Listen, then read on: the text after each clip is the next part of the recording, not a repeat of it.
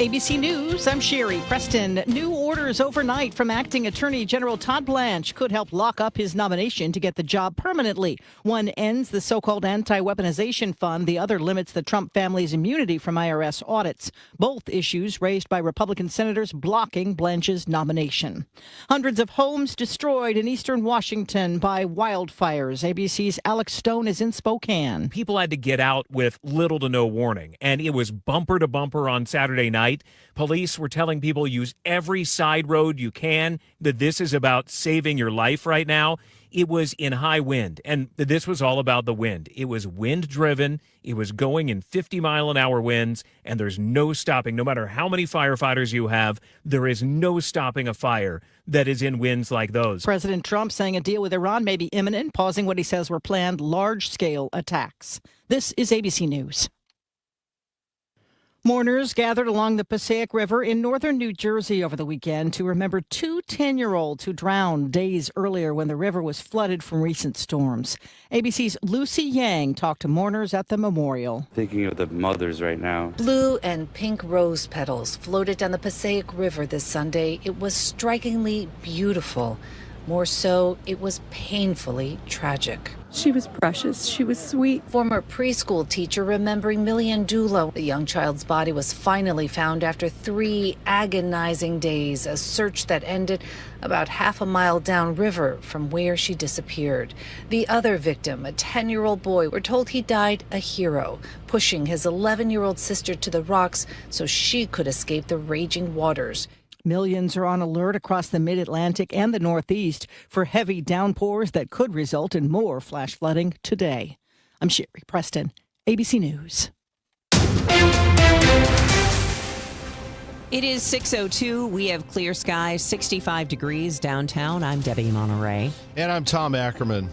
Drownings are up 80% in Missouri compared to last year, and this weekend proved to be another deadly one on area waterways. The most recent victim, a man whose body was recovered from the Merrimack River more than an hour after he fell in. Sunday afternoon in Merrimack State Park around 4 o'clock, the latest victim never resurfaced from the boat ramp. 2 other people, a 25-year-old from Parkville, Missouri, drowned in Table Rock Lake Saturday. And on Friday, a 72-year-old man from Fulton, Missouri, died in the Gasconade River when he tried to retrieve a vessel on the boat ramp. Sunday's drowning now brings the number of people who have lost their lives on Missouri waterways to 29. Missouri State Troopers have important reminders if you intend to get in the water. Be aware of hazards such as the current, waves, rocks, vegetation, and drop-offs. Always swim with at least one other person. Never leave children unattended on or near the water. The safest way to assist a person drowning is by extending an object or throwing a flotation device. Maria Aquina, KMOX News. Ferguson Police and the St. Louis County prosecutor will hold a news conference today to announce the arrest of someone involved in the June 30th shooting death of Shaquila Martin. Ferguson Police Chief Troy Doyle says the 35-year-old Martin was gunned down in front of her children while buying them some drinks at a convenience store. Doyle says while the arrest is a major step forward, there is much more work to be done on the case. Our partners at Fox 2 report suspect Marcus Evans is jailed on $2 million bond, charged with second-degree murder, first-degree assault, and 2 counts of armed criminal action. The future of the 442nd Fighter Wing at Whiteman Air Force Base in west central Missouri becomes a little clearer. KMOX's Michael Calhoun has a follow-up. The Air Force has selected Whiteman as the sole candidate location for a new F-15E Strike Eagle mission. Missouri United States Congressman Mark Alford says the decision is important for military families, jobs, and communities in west central Missouri. We were in jeopardy, I think, of losing a large part of the workforce that really supports that platform and possibly moving out of state. Alfred says the F-15E mission would help to keep airmen, civilian employees, and their families in west central Missouri for years to come. The Air Force current plan calls for 24 Strike Eagles to be assigned to Whiteman. The first aircraft are expected to arrive by 2031. Michael Calhoun, KMOX News. New cuts to Medicare Part D will hurt those enrolled, according to the former chief medical officer at Express Scripts. Dr. Ed Weisbart says the subsidies were created to keep premiums down while enabling caps on drug spending. Weisbart says by making drugs more affordable, this made the program far better for patients, adding he can't understand why the Trump administration decided to cut the subsidy a year and a half early. Those subsidies were planned to continue protecting people up until the end of 2027, but for whatever reason, which is beyond my pay grade, the federal government decided to intervene now and end those subsidies much more quickly. Miriam Roden is a physician on a fixed income and is also enrolled in Part D. She says although she isn't poor, the expected premium hike will be felt in her budget, and especially for those less fortunate. To me, it's just an additional expense because I'm on a fixed income. And then obviously it might be harder for someone who isn't as well off. Such as my kids. Weisbart says he expects many enrolled in Part D to switch to Medicare Advantage, which is a far more difficult health care to navigate. Sean Malone, KMOX News. We've been advocating for a long time for people with disabilities to live in the community. That's Tom Wilson with the Alliance for Community Services, who says a Supreme Court ruling more than 25 years ago aims to help get more residents out of nursing homes and back into their own homes. But Illinois has fallen behind, he says. Governor Pritzker signed a package of legislation that protects some of the most vulnerable Illinoisans, including expanding safeguards for older adults, people with disabilities, children who are deaf or hard of hearing, and individuals with serious mental illness. From the serious to the silly to the sublime, there's something for everyone at the 15th annual STL Fringe Fest kicking off today. President and Artistic Director Matthew Kearns says the headline series includes Dear Evan Hansen being done by Debut Theater Company, and they're taking that musical and they're staging it in the round at the Marcel Theater, which is a way this story has never been told before. We also have the Cherokee Street Theater Company back, and they're doing a new show called The Wizard of Oz's, and they're smashing together The Wizard of Oz, The Boy from Oz, The Wiz, and a few others to make all of the Dorothys have one adventure together. There's a puppet show, burlesque, and even a love story to the people of St. Louis Transit. More than 45 different shows with multiple performances will take place through August 9th. Puppingham Palace, the dog daycare and boarding business in Wildwood, has opened a second location in Oakville. The South County Puppingham in the Victoria Crossing Plaza on Telegraph Road has space for 110 dogs, according to the Business Journal. It's owned by former special education teacher Audrey O'Brien. Great name. Puppingham Palace. At 6:07, traffic and weather next. Liberty Mutual customizes your car and home insurance. And now we're customizing this ad for your morning commute to wake you up, which could help your driving. Science says that stimulating the brain increases alertness. So here's a pop quiz. How many months have 28 days? What gets wetter as it dries? What has keys but can't open locks? If you don't want to hear the answers, turn off this Liberty Mutual ad now. 12 months, a towel, piano. Enjoy being fully alert. Liberty, liberty, liberty, liberty. You're still glowing, flirting, grooving. You've still got it. But your immune system weakens as you age, making it harder to fight illnesses like pneumococcal pneumonia and RSV. Vaccines are a key part of any health routine and can help protect you from getting really sick. Ask your doctor or pharmacist which vaccines you need. See more at PfizerForAll.com. Sponsored by Pfizer.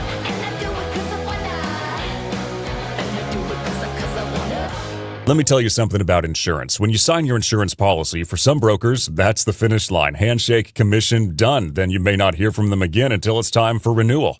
But your business runs all year, so do the gaps and the risk. So go to Supersure.com. If your company has more than 25 employees, whether you're the owner, CFO, or HR manager, it can be too complex to just go buy a policy online. Supersure is the super agency built for you, licensed in every state for your business insurance and employee benefits, all with year-round support for you and your team.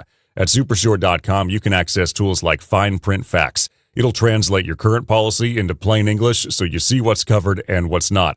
Plus a business value calculator so you can estimate what your business is worth so you know what actually needs protecting. Go to Supersure.com. One super agency, one powerful platform, all your policies in one place. Supersure.com. That's Supersure.com. Paid for by Supersure Insurance Agency, LLC, a licensed insurance agency. This hour of Total Information AM is sponsored by Gamma Tree Experts. Are moles tearing up your yard? Don't let these lawn invaders turn your beautiful property into a mess. Rottler Pest Solutions offers professional mole control services to protect your lawn from damage. Visit Rottler.com today to schedule your free inspection. At 6:10, here is Roger Brand. He's in the Overhead Door Company of St. Louis Traffic Center. Well, things are looking good out there, Debbie. It's still light enough volume that I'm not seeing any delays really anywhere. Like I said, the only thing we had was a stall on North 270 at 70. Now they're reporting one near Dorset, but again, it looks like it's on the shoulder. So two different ones, North 270, but not causing any delays. In fact, North 270 looks great as you start up, ramping on from 55 up through Gravois, 44 up past 64. Things out west look okay. 70 coming in from Warrenton, Wentzville area. Everything's good to go there. Now, tonight during the overnight hours, they're going to be beginning shifting lanes to the left on westbound 70, just the westbound side. From the weigh scales, that's the truck weigh scales just east of Forestell out to the Warren County line. So this will take multiple nights, obviously. So 8 p.m. to 6 a.m. nightly, there are going to be lane shifts going on. And that shift, once they get it complete, will last into the fall as another phase of this Rebuild 70 project continues. Next update at 6:20 from the Overhead Door Company of St. Louis Traffic Center. AccuWeather meteorologist Joe Lundberg with the very latest on this nice weather for August. Sunshine mixed with a few clouds at times today and quite pleasant this afternoon, high 84. Then tonight will be clear, low 68. Mostly sunny tomorrow, a bit warmer for the afternoon, high 89. Wednesday, a mix of sun and clouds, rather hot and humid, the high 92. From the Saliga Heating and Cooling Weather Desk, I'm AccuWeather meteorologist Joe Lundberg on 104.1 FM KMOX. It's actually getting cooler out there. 65 in Florissant, 64 in St. Peter's, and clear and 65 downtown at the Arch. It is 6:11. United St. Louis. That's a new group formed to take another look at city-county reunification, and the nonprofit is planning a comprehensive economic and fiscal impact study that would look at the region's economic competitiveness, what the costs of the city continuing to operate independently would be, duplicated services, and disparities between city and county taxes. United St. Louis was created in January after about a year of talking to area business leaders, according to the Business Journal. The Regional Business Council recently said about two-thirds of its members surveyed support city reentry as the preferred approach. 74% said the organization should openly engage in discussions. A babysitting class in St. Louis County teaches teens more than just CPR. The St. Louis County Library is offering a Safe Sitter babysitting program once a month through the end of the year, with the next one happening August 29th at the Cliff Cave branch in Oakville. Teens ages 12 through 16 are eligible for the free class, which program instructor and reference librarian Anthony Martinez says covers more than just first aid, choking, rescue, and CPR. Including calling the potential employer back, don't text them. And then when you do meet them in person for the first time, good old fashioned handshake and, a smile, like stuff that I've noticed that the kids don't feel super comfortable with, which makes sense. They're younger. Martinez says participants will also leave the 6-hour class with a certification and a handbook. Could those popular weight loss drugs like Ozempic and Wegovy help treat veterans with alcohol addiction? The U.S. Department of Veterans Affairs is launching a landmark clinical trial to find out. Previous large studies have shown that GLP-1 drugs have helped people with substance abuse disorders. Fox News senior medical analyst Dr. Mark Siegel. The VA is saying, let's do it in a smaller group of patients. Let's do it in 400 patients. Let's do it across 18 centers over 24 weeks. Let's do it in a double-blinded randomized trial where we prove it. The St. Louis VA hospital, however, is not one of the 18 sites taking part in this clinical study. Currently, more than 400,000 veterans nationwide are diagnosed with alcohol use disorder. Fred Bottomer, KMOX News. How do you wind down at the end of a long day? If you reach for your cell phone and start scrolling, that may be a bad idea. Whether it's social media, shopping, or playing games, the internet is full of temptations, and apps are designed to keep our attention. Jillian Amadeo is a social worker and founder of Mums for Mental Health. What happens is we're not giving our brain a break. We're still on input mode. So after that difficult day, processing decisions, deadlines, conversations, challenges, whatever it is, social media and news content is just still giving your brain input signals saying you need to process this. It's not really giving us that downtime that we're actually looking for. She says we've gotten into the habit of, if I'm not consuming, what am I doing? But when you're trying to relax and unwind, consuming can often do more harm than good. I'm Chris Sedens. Now, KMOX Sports from the St. Luke's Hospital Sports Desk. St. Luke's, St. Louis's #1 heart hospital. Well, Cardinals fans will be consuming social media today. You can bet on that. It is Major League Baseball trade deadline day, 5 p.m. Central Time. They'll be scrounging for any bit of information they can get. Chaim Bloom, Cardinals president of baseball operations, with us coming up in 7 minutes at 6:22. As for the club, playing in Toronto yesterday, the final time they will all be together. You have to imagine some of them are going to go today at the deadline. The 2-0 pitch. Fermin rockets one into center, base hit, the Cardinals lead. The ball's dropped by Varsho, holding on at second, Torres. An RBI hit for Fermin, and the Cardinals go back in front after a disappointing run in the bottom of the eighth tied the game. Jose Fermin with the RBI to put the Cardinals on top. They were up 3-1 when Jordan Walker stepped up. Varland with the pitch. Walker hits it hard, left field base hit. 2 runs are going to score. 5-1 Cardinals in the 9th inning.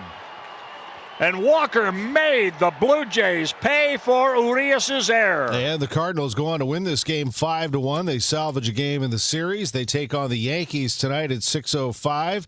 Again, Chaim Bloom on the way at 6:22 to discuss how the pitching market looks. Got to imagine a starting pitcher, Dustin May, is probably going to be traded today, along with some others, perhaps some veteran relievers, and maybe even some starting position players as the Cardinals look to acquire prospects and build for their future.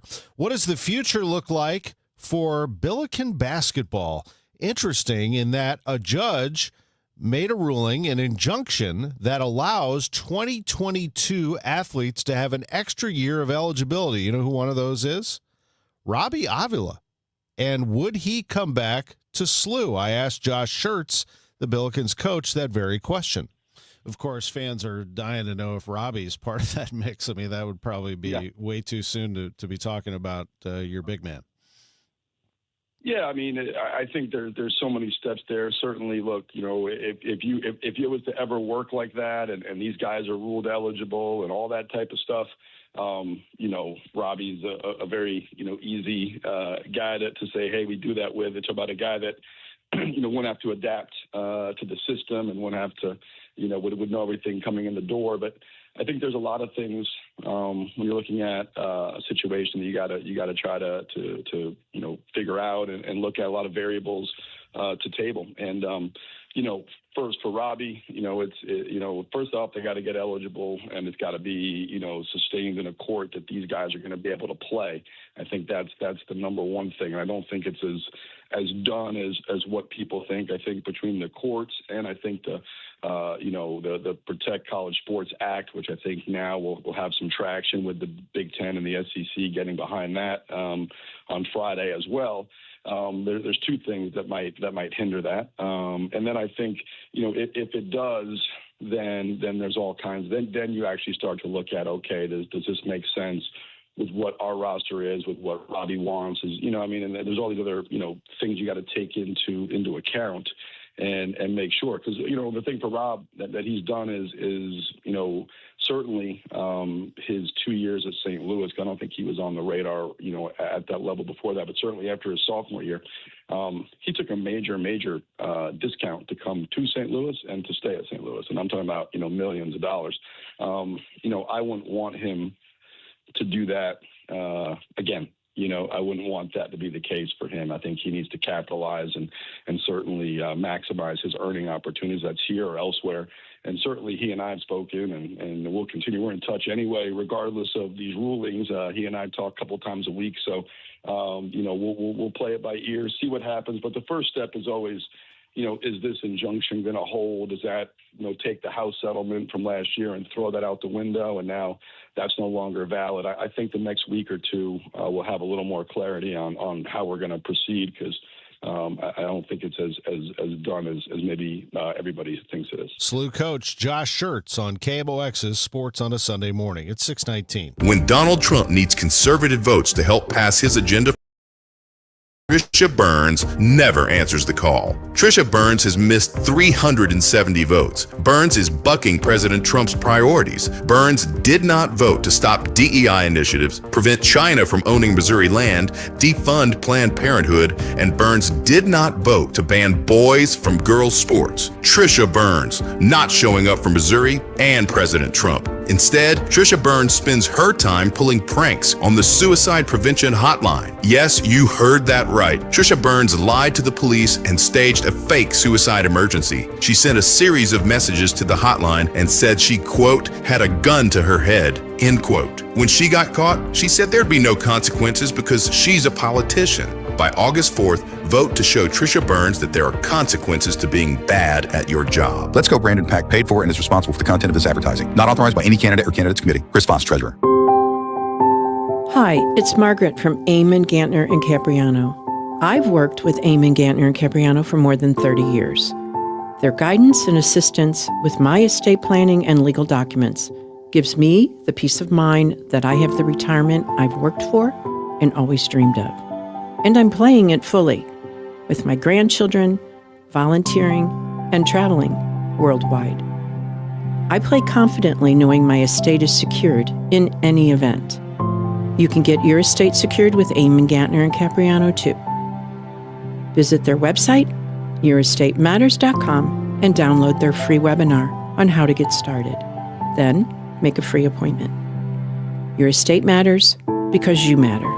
Eamon, Gantner, and Capriano, yourestatematters.com. The choice of an attorney is an important decision and should not be made solely on advertisement. Total Information AM on 104.1 FM, KMOX. It is 6:21. Let's check in with Roger Brand. He's in the Overhead Door Company of St. Louis Traffic Center.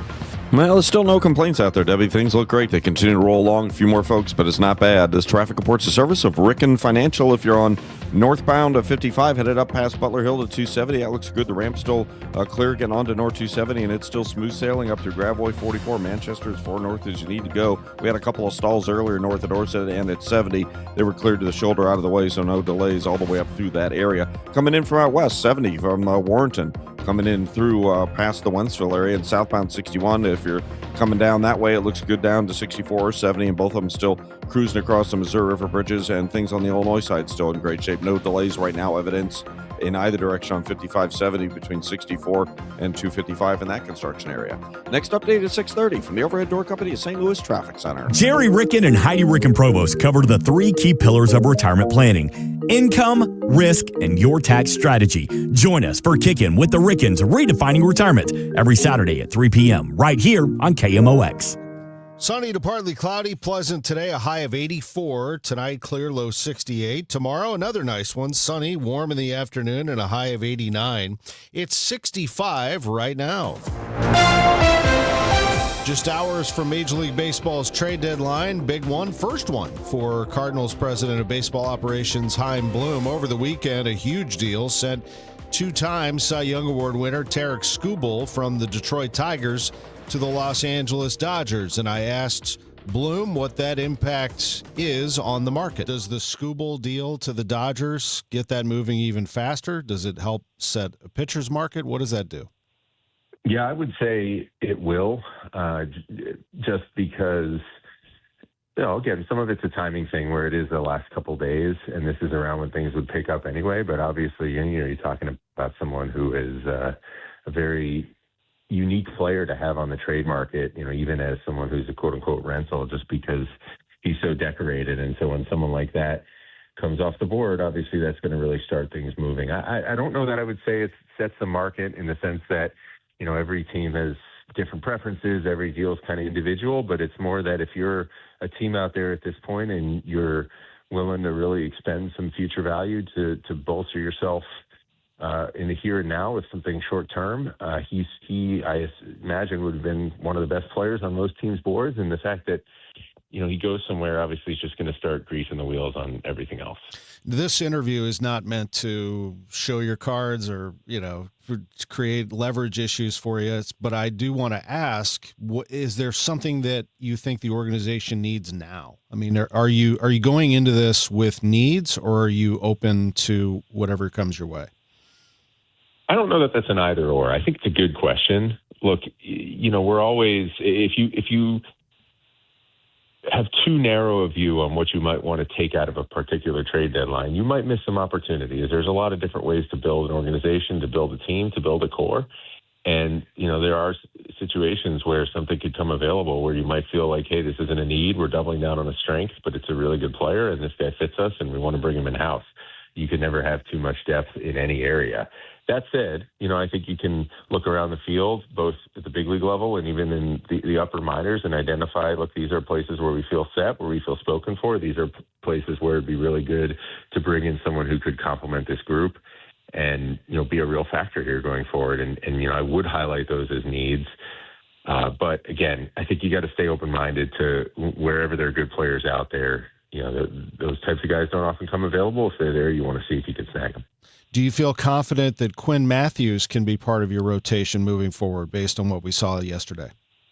We really like Quinn, and that was exciting yesterday to see him come up and do that and hold his own and look like he belonged here in the big leagues. Obviously, the game didn't turn out our way, and there were a couple things I'm sure he, of all people, and I know he can be really tough on himself and hold himself to a really high standard. He'd tell you that he would have wanted to do some things differently, and some of those will come with time just in terms of finishing hitters. But just to see him attack, to see him get to 2 strikes so many times, he has the stuff to be able to finish those at-bats. And for him over the last 2 years, this guy burst on the scene in 2024 and hits a wall in AAA. It took him longer than most to get through that wall and really slow the game down at that level. But in doing so, I think he became a much more complete pitcher, and he was able to show that off yesterday. We'll obviously see how it plays out from here with respect to opportunities in 2026. I'm sure there's going to be more of them for him. But more important, I think going forward, he looks like a guy who could fit as we try to rack up arms that are of the caliber to get us back to the top of this division. A few minutes left with Chaim Bloom here. We're on a tight schedule because of an early Cardinals game. What is the readiness of Joshua Baez at this point? How is he moving along? Yeah, he, there have been points this summer where he was just absolutely on fire. You and I talked about it on certain weeks when he looked unstoppable. And then, since then there have been some ups and downs where he has gone through some slumps. Again, that's part of the nature of it. And that's part of the value of really going through a season or a good chunk of a season at each level, just to see how you adapt and adjust. The thing that stands out to me with him is even through this, you do not see the work ever waver. You don't see the maturity ever waver. Like, this is a special person who's come a long way as a baseball player. And he has been knocking on the door for a little while. We view him as continuing to do that. I certainly think he's benefiting from navigating through some of those ups and downs. And even at that level, it's not like the big leagues, but they do adjust to you. They do figure out what weaknesses to pick apart over the course of the season. So it's done him, I think, well to show to go through that and to show how he adjusts to that. But he's certainly on the map to be able to contribute in the big leagues at some point fairly soon. And we'll see obviously how things play out, but would definitely see that in his future and potentially fairly soon. Chaim Bloom talks to us every week on Sports on a Sunday Morning. Yesterday was a big one, a day before the trade deadline, 5 o'clock today, 6:28. Time check sponsored by Jerry Kelly Heating, Air Conditioning, Electrical, and Plumbing. It's time for a $98 AC tune-up. Steve Ellman leads St. Charles County. Ellman has fought for smart growth and moratoriums on apartments and data centers. Ellman doubled our parks, increased our conservation land, and helped create 50,000 new jobs. Ellman has built hundreds of miles of new roads. Ellman prioritized law enforcement and put officers in schools, making our county safest in the region. And Steve Ellman eliminated the county's real and now personal property taxes. While Steve Ellman leads, Bill Eigel misleads. Eigel promised to cut your property taxes for 8 years, but never did. Instead, he didn't pay his own taxes. Eigel was rebuked by President Trump's lawyer for misleading and scamming donors to pay for his campaigns. Eigel said he's against data centers, but he never voted to regulate data center abuses, but did vote to give tax dollars to benefit the company behind the St. Charles Data Center. Paid for by the committee to elect Steve Ellman Michael Summer Jr., Treasurer. I'm Bob Burke, founder and chairman of Burke America Parts Group, a family of brands that includes RepairClinic.com, an appliance and HVAC parts solution company that's grown into an international brand. Before AmericanEagle.com, we partially launched a new technology platform developed by another firm. American Eagle helped take our technology to a whole new level with digital marketing, software development, and business insights into our key markets, appliances, HVAC, and outdoor power equipment, and did so both on time and on budget. AmericanEagle.com has the resources, experience, and talent needed to produce solutions. Our new technology platform, developed by AmericanEagle.com, has produced tremendous results with higher traffic, conversion, engagement, and online revenue. If you have any home repairs you need to take care of, check us out at RepairClinic.com. If you need a world-class website or technology project, then I would highly recommend AmericanEagle.com. Call AmericanEagle.com at 773-NETWORK. That's AmericanEagle.com, 773-NETWORK. I'm John Morgan of Morgan & Morgan. If you've been injured in a car accident, call America's largest injury law firm. For over 35 years, my mission has been to deliver more for our clients, to deliver more for you. Injured? Visit forthepeople.com for an office near you. It is 6:30. We do have sunshine in downtown St. Louis. It is 66 degrees. I'm Debbie Monterey. And I'm Tom Ackerman. Here's Roger Brand in the Overhead Door Company of St. Louis Traffic Center. Well, things still don't look bad. At least on the highways, things are in good shape. It's a little busier on some of the secondaries. I'm seeing a little volume on Tesson Ferry northbound Butler Hill headed up through the Schussler. If you're on eastbound 30, it looks a little busier from Mauer up the hill to 270 as well. But once you get on 270, it's a great run from 55 up through 44 Manchester, 64. It all looks fine. Southbound 61 still looks okay coming down from Wentzville Parkway or even further north than that. Eastbound 70 and 64 from the Wentzville split headed across the Missouri River bridges.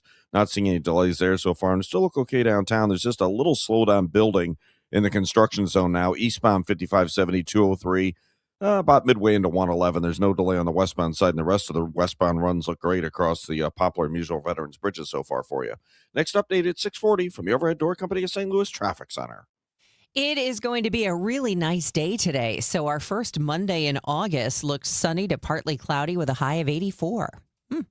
Gets a little bit warmer as we head through the week, but not bad. Mostly sunny, 89 tomorrow, 92 on Wednesday, then back into the upper 80s for Thursday and Friday, and then we'll have a couple chances later in the week of a storm or two. Right now it's sunny and 66. St. Louis County court documents show the arrest of Marcus Evans for the June 30th shooting death of Shaquilla Martin outside a Ferguson convenience store. Evans is charged with second-degree murder, first-degree assault, and 2 counts of armed criminal action. Investigators believe Martin was an innocent bystander struck by a stray bullet. A news conference is planned for today in Ferguson, where police will update the latest on the case. ICE has taken one person into custody following a chase in St. Charles Sunday morning. According to police, officers tried pulling a driver over on the Punman Parkway overpass, and police say the vehicle pulled into the Sam's Club parking lot, where 2 people got out and ran. Both were taken into custody. One was released for medical attention. Police are still looking for the driver. A public health expert doesn't think it's a coincidence that measles cases are skyrocketing and decreases like cyclospora aren't being caught before diseases, I should say, like cyclospora are not being caught before they infect large segments of the population. Dr. Hashish Jha, a senior fellow at Harvard Belfer Center and the former COVID-19 response coordinator in the Biden administration, is talking with CNN following Health and Human Services Secretary Robert F. Kennedy Jr. making some unsubstantiated claims. The truth is that the last 2 years, we've had more measles cases than the entire rest of the 21st century. The last 25 years, we've had fewer cases combined than the last 2. Maybe that's a coincidence. I don't think it is. I think the administration has not done enough to promote vaccines, has not done enough to highlight the harms that come from measles. Measles is still quite a dangerous virus, and we should be doing a lot more. And by the way, this is not in isolation. We've seen the largest cyclospora outbreak in years. We're seeing other public health, the screwworm coming back into the U.S. This is part of a broader pattern that we're seeing. Maria Aquina, KMOX News. 6:34, your Money Minute is next. The news sponsored by Michael's Flooring Outlet, the flooring experts. michaelsflooringoutlet.com. For the last 33 years, you've discovered that at Banner Construction, we pride ourselves on quality craftsmanship. We believe the single most important decision homeowners must make when considering an exterior restoration project is, who do you hire? At Banner, we provide well-engineered, meaningful, long-term solutions to transform your home into the pride of the neighborhood. Let us help you fall in love with your home all over again. Call 314-569-1050 or visit bannerconstruction.com and have a banner day. And Doug. Limu and I created a trick to help you remember that you can customize your car insurance and save with Liberty Mutual. You see, the shirts Limu and I wear are yellow, and yellow is the color of lemons. And lemons grow on trees, and trees provide oxygen, and oxygen helps us breathe, and breathing is how you live, and you can live more life when you save money by customizing your car insurance. I agree, Limu. It's really quite simple. Only pay for what you need at libertymutual.com. Liberty, liberty, liberty, liberty. When pain starts to slow you down, BJC Healthcare and WashU Medicine orthopedic specialists are here to help. Nationally recognized leaders in orthopedics deliver care that's informed by research and personalized for you. From everyday aches to complex injuries and recovery, we're here to help you get back to doing what you love. Find an orthopedic specialist today. Visit bjc.org/orthopedics or call 314-362-9355.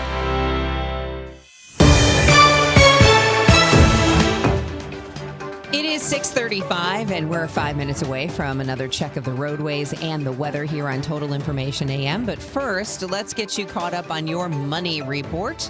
It is sponsored by Eamon, Gantner, and Capriano Elder Law Attorneys. This is a Bloomberg Money Minute.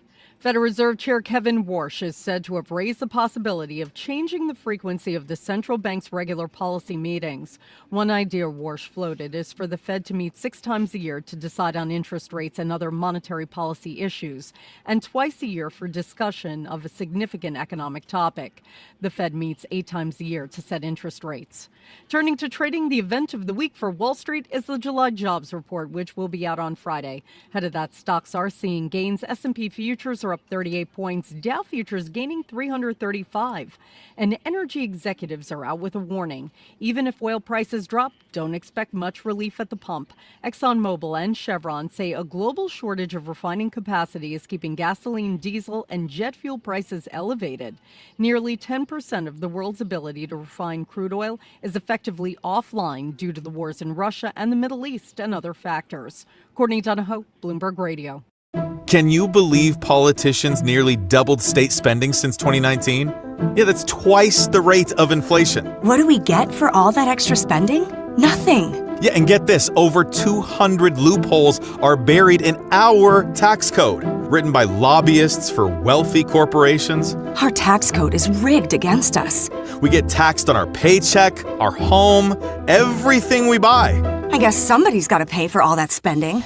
That's why we need Amendment 5. It puts politicians on a leash. Forces them to cut taxes and control spending, whether they like it or not. Amendment 5 closes the loopholes, eliminates income taxes, cuts property taxes, and gives $3,000 a year to average working families. We decide, not the politicians. Amendment 5 is the biggest tax cut in Missouri history. I'm voting yes on Amendment 5.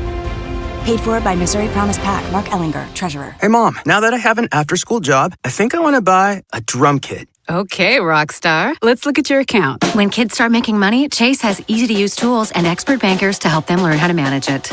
And next month, I'll buy the bass drum and the cymbals. Oh, and maybe some noise-canceling headphones for you. Aw, you've thought of everything. Help kids save, budget, and build financial independence, all with Chase. That's good for kids and good for parents. Visit your local Chase branch and get started. Account subject to approval. J.P. Morgan Chase Bank, N.A. member FDIC.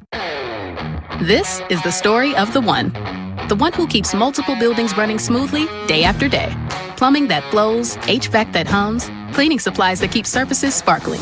That's why she counts on Grainger. With easy reordering online and 24/7 support, Grainger helps her keep the products she needs on hand. So shelves stay stocked and buildings stay ready. Call 1-800-GRAINGER, click Grainger.com, or just stop by. Grainger, for the ones who get it done.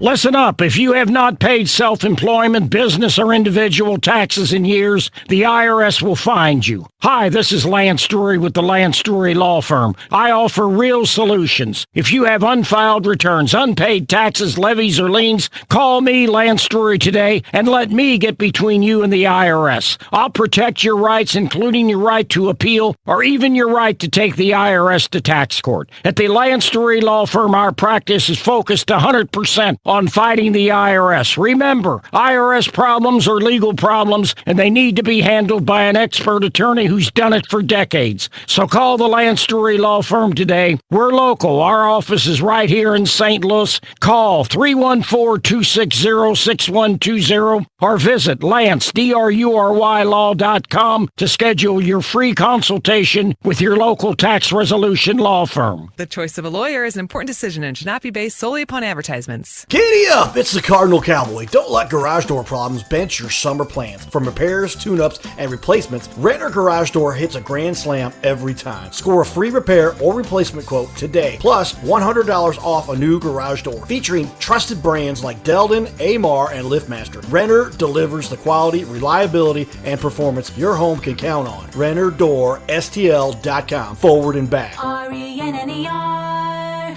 RENNER. Nothing makes a gathering great like Eggland's Best Eggs. They're just so delicious with better nutrition, too. For us, it's eggs any style, as long as they're the best. Eggland's Best. Better taste, better nutrition, better eggs.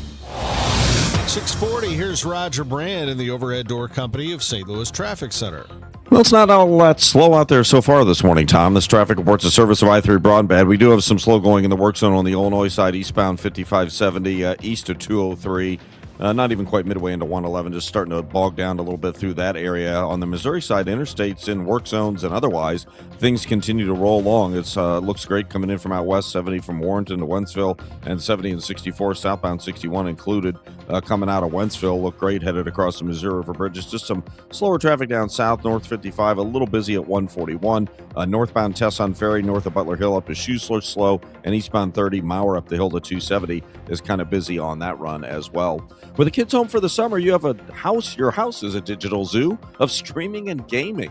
Switch to i3 Broadband and upgrade your summer. Head over to i3broadband.com/radio today or call 1-866-806-5485 to upgrade today, because life runs better on fiber, and i3 Broadband is here for you. Next update is 6:50 from the Overhead Door Company of St. Louis Traffic Center. It is almost 6:42. We've got some bright sunshine in downtown St. Louis. What's in store for us this week, Joe Lundberg? I think today's the best day of the bunch with sunshine, a few fair weather clouds that bubble up, low humidity and temperature well below the historical average, which, by the way, is 90, only getting to 84. Tonight will be clear, low of 68. Tomorrow, mostly sunny, gets quite warm, but again, the humidity's not that bad, the high 89. The heat and humidity build a little bit more on Wednesday. It may be the hottest day of the week, though, at 92 with some sunshine.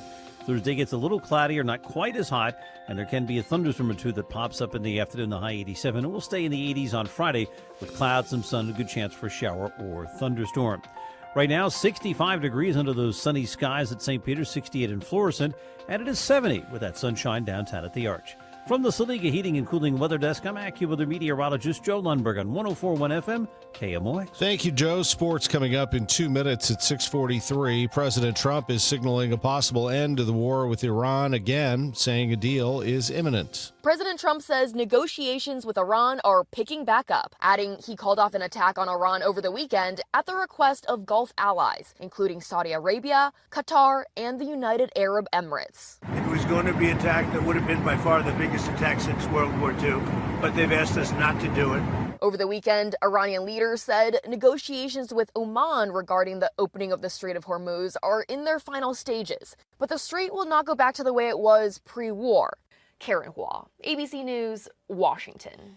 New details in the deadly shooting rampage at an In-N-Out restaurant in Idaho. 3 people were killed, 7 injured before the shooter turned the gun on himself. Here's ABC's Hannah Battah. Lindsay Tangai heard the shots. It was just mass chaos. The attention was everybody running from in and out. She found several victims, including her friend Terry Dudley, a taxi driver who was shot in his car. So I walked over and Terry was in his front seat, still conscious at the moment, but not really able to communicate. That In-N-Out opened just days ago, drawing massive crowds. The company says one of its employees is among the dead, saying the shooter took the precious lives of our associate and customers, innocent people who never saw it coming. There are growing concerns over the security of water systems across the U.S. as more states report they've been the victim of a suspected cyber attack. ABC's Morgan Norwood tells us more than a half dozen states are now reporting problems. The scope of the security failure now widening. 9 reported attacks in Michigan as the FBI and EPA warn utility companies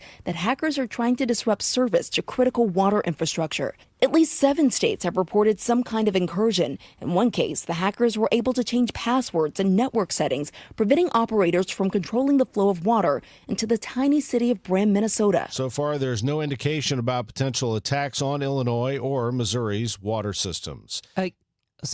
A U.S. district judge clarifies his NCAA eligibility order concerning the new 5-for-5 rule. The judge, who granted the right to play another year of college sports to some athletes whose eligibility ran out last school year, issued a new order to make clear that that does not include football players who signed pro contracts this summer and then had a change of heart. The judge was responding to an NCAA request for clarity about a Friday ruling that granted a 5th year to athletes who graduated high school in 2022 and were not included in the new NCAA rule that allows 5 seasons of eligibility for Division I players. Friday's decision still stands but has no impact on other NCAA rules. I'm Lisa Dwyer. Now, KMOX Sports from the St. Luke's Hospital Sports Desk. St. Luke's, St. Louis's #1 heart hospital. On that Lisa Dwyer report, SLU coach Josh Schertz told us yesterday on Sports on a Sunday Morning that time will tell if that will include Robbie Avila looking for another year of eligibility. As for what the future holds for Avila and SLU, Schertz telling us that Avila received quite a discount to go to St. Louis University. He said, quote, millions of dollars, so he wouldn't want to deny him an opportunity to make more in NIL money elsewhere. But the two do stay in touch, and it is certainly something worth watching.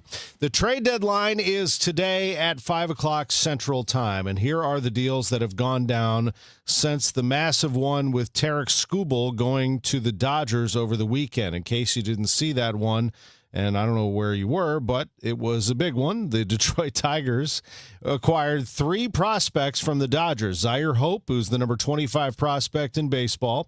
He's an outfielder, and pitchers River Ryan and Brady Smith. The Dodgers can afford to do this, not just money. They have a lot of prospects in their farm system. They have the best farm system in baseball, pretty much. So the Dodgers are able to do deals like this. They are able to send 3 high-level players, well, 2, Brady Smith maybe not a high level, but Hope and Ryan are, for a pitcher the caliber of Skubal. And yes, they have the resources to sign Skubal for the future if they want. For right now, it is a rental. The other deals started to move in the starting pitching market as a result. Freddie Peralta went from the Mets to the Rays for 3 prospects. Kevin Gossman from the Blue Jays to the Cubs for a pair of minor leaguers, and right-hander Tyler Mahle went from the Giants to the Braves for right-hander Anthony Molina. As for the Yankees, they picked up Luis Garcia Jr. The slugger comes from the Washington Nationals, and the Yankees traded 4 prospects for Garcia Jr., including a couple of pitchers that were highly thought of. Now, the Yankees will be hosting the Cardinals tonight, and what will the Cardinals roster look like? Chaim Bloom, Cardinals president of baseball operations, is keeping his options open. He will talk to us about it a little more coming up at 7:22. You won't want to miss that. If you can't wait for that, the full conversation is up right now on our Sports on a Sunday Morning podcast page at KMOX.com. Things are moving along quite well for him. His phone is getting a lot of calls, a lot of interest in his players, and the Cardinals remain focused on the future. Anything they do today, he said, has the future in mind. As for this rebuild that they are doing, putting this organization back on a World Series track. The Cardinals lost to the Blue Jays yesterday, over the weekend, Friday, Saturday, but they won yesterday. They captured a game in the series. Jose Fermin broke a 1-1 tie in the ninth, and then the floodgates opened as the Cardinals supported their pitcher, Matthew Liberatore, and won 5-1. Cards and Yankees tonight at 6:05. Who's Hot, Who's Not, sponsored by St. Louis Composting, growing gardens and making memories. St. Louis Composting, located right here in St. Louis, 9 different locations for you to pick up soil, mulch, or compost. A fresh layer of mulch in your flower beds and around your trees is the fastest way to make your yard pop. It's going to look great, refresh your entire landscape.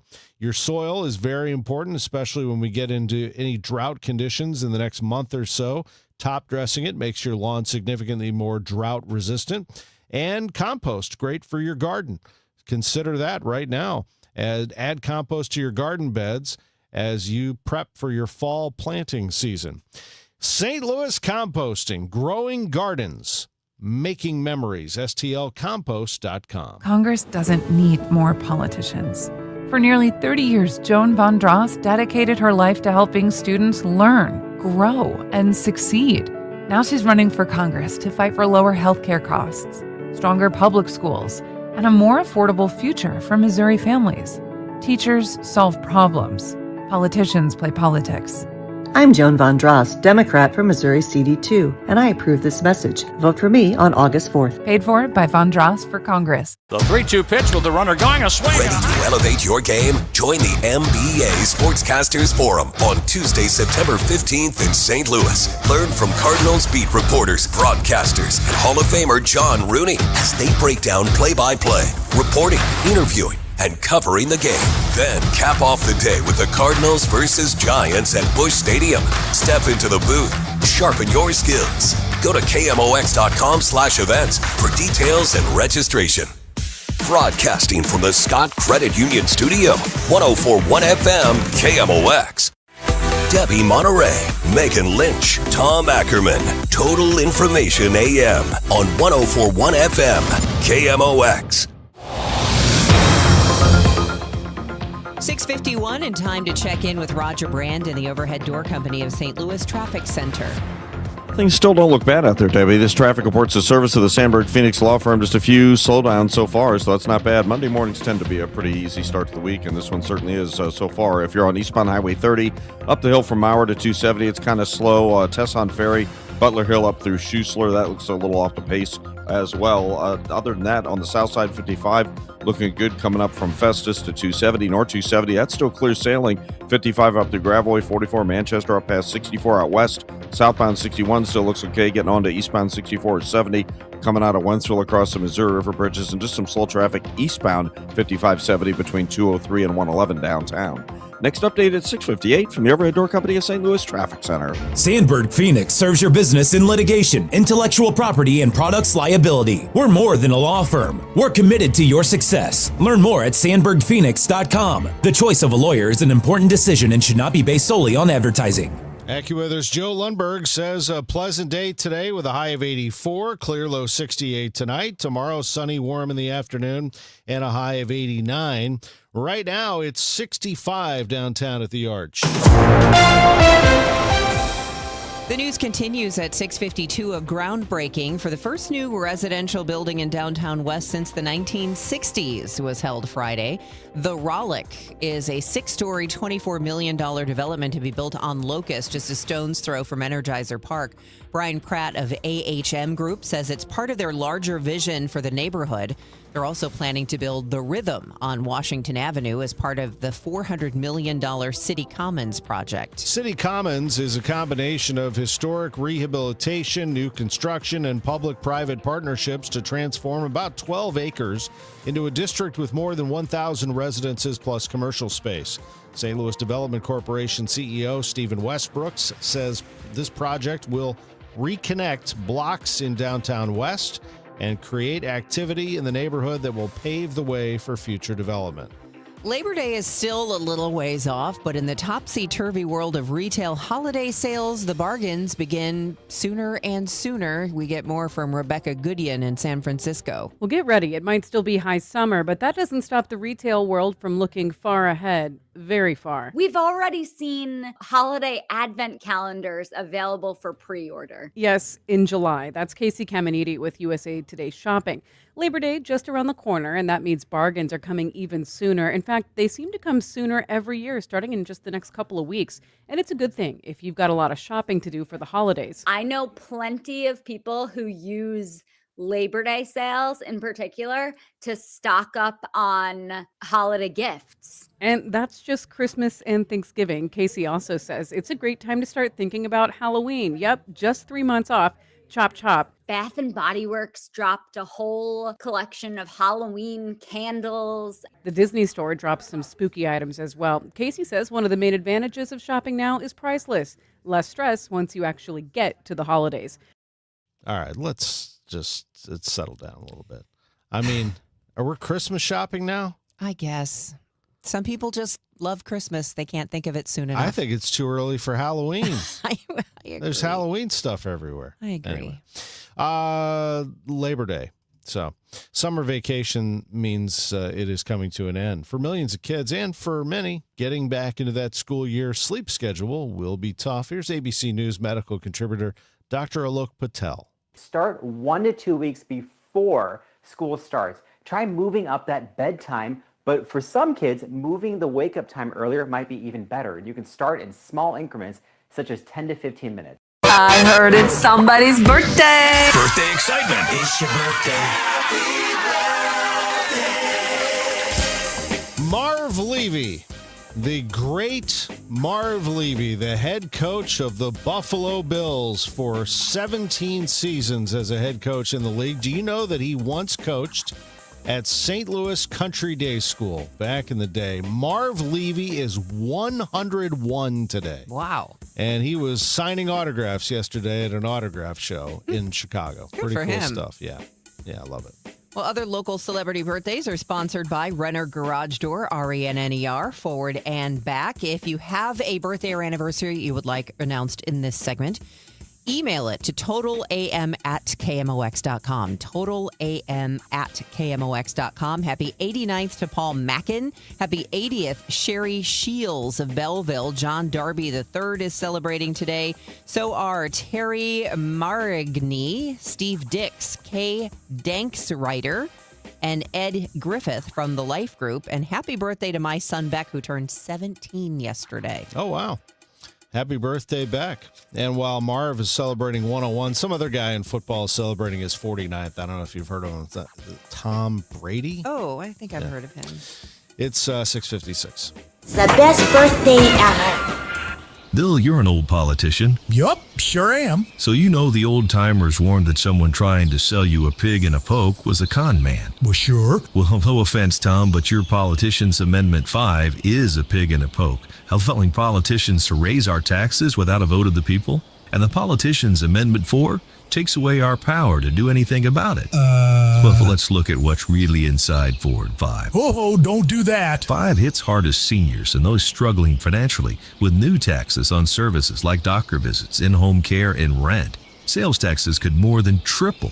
For up to 80% of Missourians, it's a tax hike. And Amendment 4 ends majority rule, effectively ending our power to stop corrupt and out-of-control politicians. Slick plan, huh? No, Tom. 4 and 5 are schemes that hurt citizens and transfer our power and our money to politicians and lobbyists.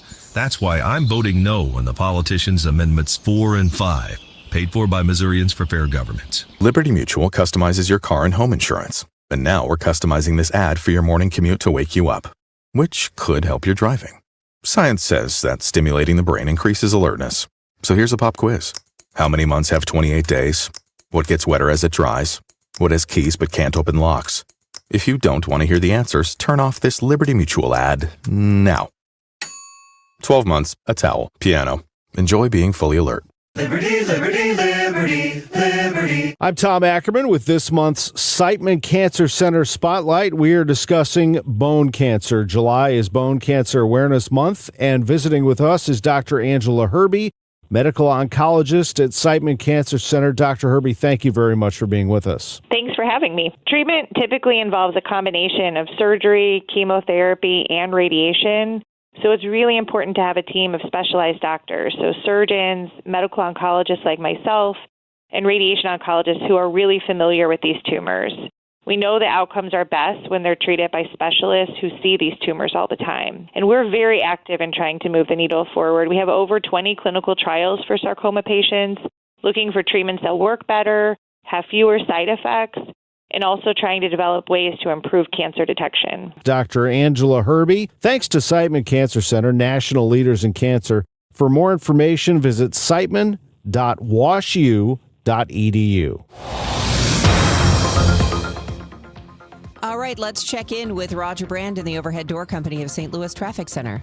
Well, we're getting to that point where there's kind of a lull in the traffic. It's not really getting any worse. Well, there's a little bit more volume on the Illinois side, I'll say that. Eastbound 5570, but just there's a little bit of a slowdown eastbound approaching 111. There is a little bit of a jam up, though, westbound between about midway in from Black Lane to 111 on the westbound side. So that's actually a little heavier, and that popped up in the last 10 minutes. But eastbound 30 coming up the hill to 270, Tesson Ferry approaching Schuessler. Things look better there. And the rest of these interstates on both sides of the river continue to roll.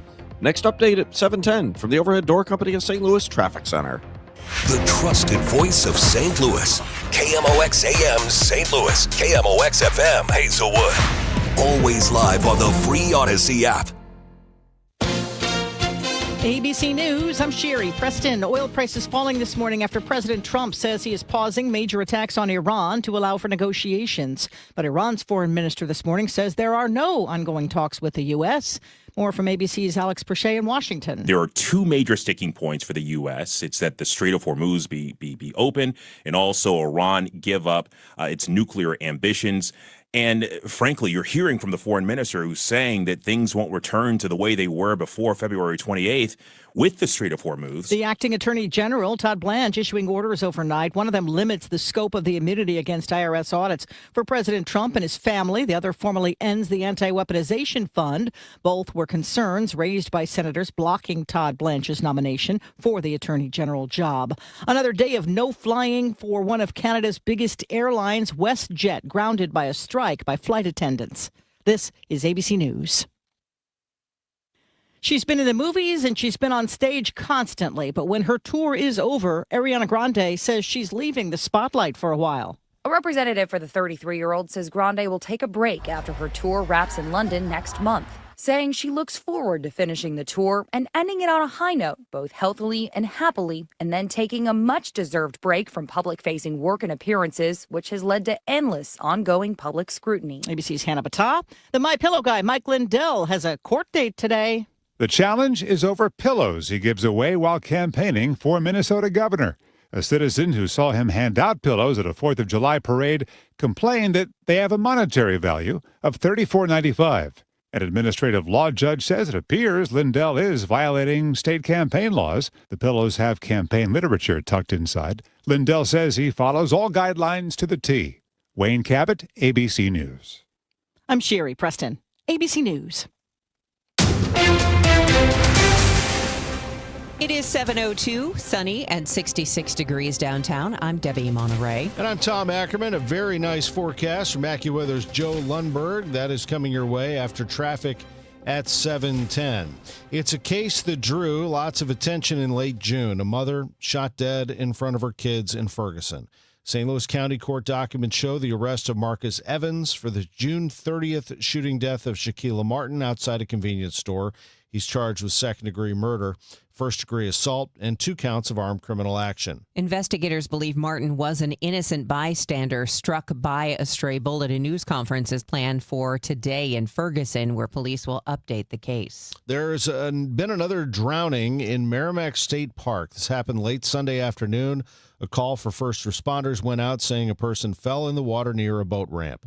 The Missouri Highway Patrol reports a man's body was recovered around 5:30 Sunday afternoon. This comes after the Missouri Highway Patrol reported a sharp increase in the number of drownings this year compared to last. Saturday, a 25-year-old from Parkville, Missouri, was swimming in Table Rock Lake, went under but never resurfaced. That was the 9th drowning for Missouri Troop D, and a 72-year-old man from Fulton, Missouri died in the Gasconade River on Friday after trying to retrieve a vessel on the boat ramp. Sunday's drowning now make 29 people who have died in Missouri waterways. Maria Aquina, KMOX News. First responders in the Metro East relied on mutual aid Sunday evening to get a total of 9 patients to hospitals after a crash in rural Belleville. It happened at the intersection of Route 15 and South 11th Street. Millstadt Ambulance Service reports one of the victims is a child and had to be taken to the pediatric care unit in St. Louis. The Trump administration is cutting a Medicare drug subsidy program. How will this affect patients? Dr. Ed Weisbart, a local physician and former chief medical officer at Express Scripts, says caps on Medicare Part D prescription drugs will not be changing. However, this subsidy is what made the insurance companies whole. And Weisbart says one way or another that will still happen, likely through increased premiums. Without those subsidies, but with still having the $2,000 out-of-pocket maximum, still having the $35 insulin and the other improvements, with those improvements but losing the subsidies, the premiums for people on Medicare Part D are going to go up significantly. Miriam Rodin is also a physician and a Medicare Part D patient. She says even with her income, the higher premiums will be felt. My groceries went up, my gas went up. It would cut into how much I have left over for making the grandkids happy. It would cut into how much I can help the kids out with their house payments. Weisbart says the subsidy was extended through the end of next year, and he cannot understand why the Trump administration is ending them now. Sean Malone, KMOX News. A scientific discovery with Southern Illinois University's name on it is drawing international attention. We get more from Rachel Pearson. A newly identified microbe named SIUC1 is giving scientists some fresh insight into some of Earth's oldest and most extreme forms of life. Researchers at SIU Carbondale say the organism thrives in temperatures around 150 degrees Fahrenheit and survived deep underground without any sunlight or oxygen. Now, the discovery also led scientists to rethink a decades-old lab technique that's used to grow microbes, which could make it easier to study thousands of organisms that have been difficult to culture. Researchers say the work may also help shape future searches for life beyond Earth.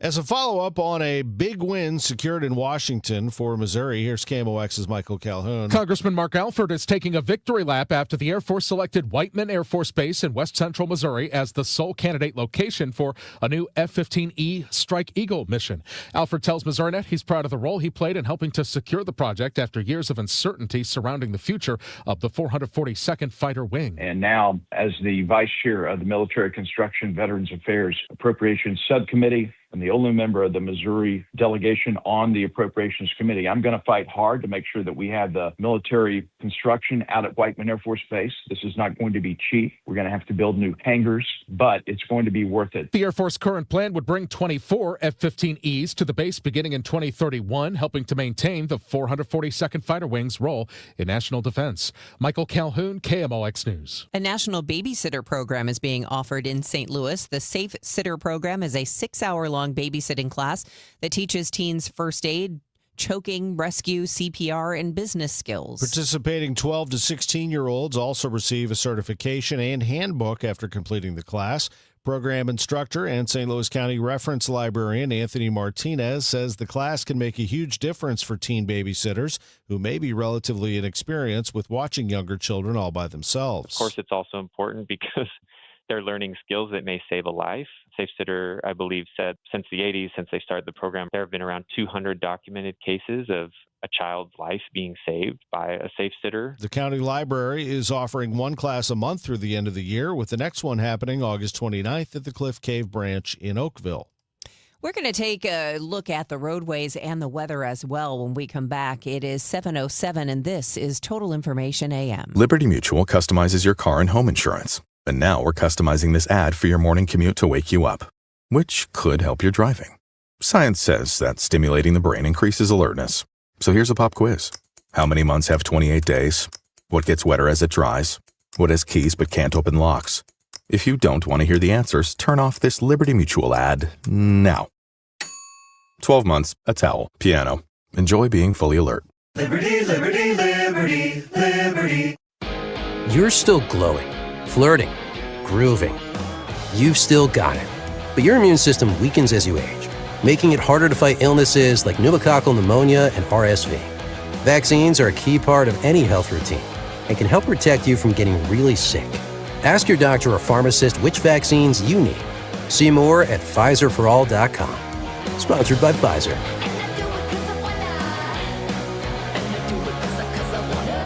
Things in Washington, D.C. may seem unsettled at times by their lack of progress. But one department in the U.S. government is progressing. That is the IRS. Hi, this is Lance Story with the Lance Story Law Firm. The IRS is in full function to collect on unpaid taxes. If you've been putting off a tax problem, it's time to call the Lance Story Law Firm and get it resolved. Don't think the government is too busy to focus on my issues. Too many of my clients thought the same. So if you owe back taxes or haven't filed returns in years, it's time to call the Lance Story Law Firm and finally resolve your tax issues. Remember, if you have tax problems, you have legal problems. Call the Lance Story Law Firm. Our office is right here in St. Louis. Or call 314-260-6120 or visit LanceStoryLaw.com to schedule your free consultation with your local tax resolution law firm, the Lance Story Law Firm. The choice of a lawyer is an important decision and should not be based solely upon advertisements. This hour of Total Information AM is sponsored by Gamma Tree Experts.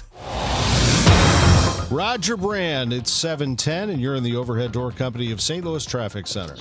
Well, Tom, we're in that lull before we get to the peak rush hour that occurs usually around 7:40. So right now, the interstates don't look bad, at least on the Missouri side. You have a good run on 70 out west coming in from Warrenton, Wentzville. Southbound 61 and 64 and 70 from the split in Wentzville look great across the Missouri River Bridges on the south side.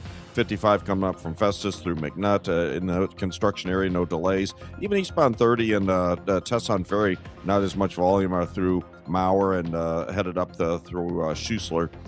Coming in toward 270 at that point. The only delays on the Illinois side, and actually the westbound side looks a little tougher right now, but there's a brief delay eastbound 5570 passing 111, but on the westbound side, it's actually a jam from Black Lane most of the way to 111. It's bumper to bumper westbound. And I also saw a little slowdown northbound 255 just north of 5570. Of course, they do road work between there and 270 in the right lane both directions as well, but not as much volume travels that stretch, so it's not as impactful. Next update at 7:20 from the Overhead Door Company of St. Louis Traffic Center. KMOX AccuWeather, sunny to partly cloudy and pleasant today, the high 84, then clear tonight, low 68. Tomorrow mostly sunny, quite warm in the afternoon, high 89. Wednesday times of sun and clouds becoming rather hot and humid, high 92. From the Saliga Heating and Cooling Weather Desk, I'm AccuWeather meteorologist Joe Lundberg on 104.1 FM KMOX. Right now, we've got sunshine and 66 degrees in downtown St. Louis. It's 7:11. Sports coming up in 4 minutes. 3 people were injured, one critically, following a Saturday night shooting inside the Chicago Fish and Chicken restaurant in the 2900 block of Gravois. When St. Louis police arrived, they found a 26-year-old man critically injured and in unstable condition. That shooting victim was an innocent bystander making a purchase. A 17-year-old shooting victim is in stable condition. A third person, a 20-year-old man, was dropped at the hospital with a severe laceration related to the shooting. A person was detained, whom police say was standing outside near the crime scene. Homicide detectives have taken over the investigation. ICE took one person into custody following a chase in St. Charles Sunday morning. According to police, officers tried pulling a driver over on the Pundman Parkway overpass. Police say the vehicle pulled into the Sam's Club parking lot where 2 people got out and ran. Both were taken into custody. One was released for medical attention. Police are still looking for the driver. Illinois Secretary of State Alexi Giannoulias is running for mayor of Chicago. The 50-year-old Giannoulias made that announcement on the Chicago South Side Sunday. I believe fundamentally that government can be both competent and compassionate. That's exactly the kind of leadership that I'll bring to City Hall. Not government that makes excuses, government that delivers. Also in the race, outgoing Illinois Comptroller Susana Mendoza, Congressman Mike Quigley, and a former alderman, among several others. Chicago Mayor Brandon Johnson hasn't yet formalized his intentions. Election day is February 23rd. A runoff election would take place April 6th if no candidate gets at least 50% of the vote. It's 7:13. Sports coming up in just a couple of minutes on Total Information AM. Also in the schedule for this week, the 15th annual STL Fringe Fest kicks off today.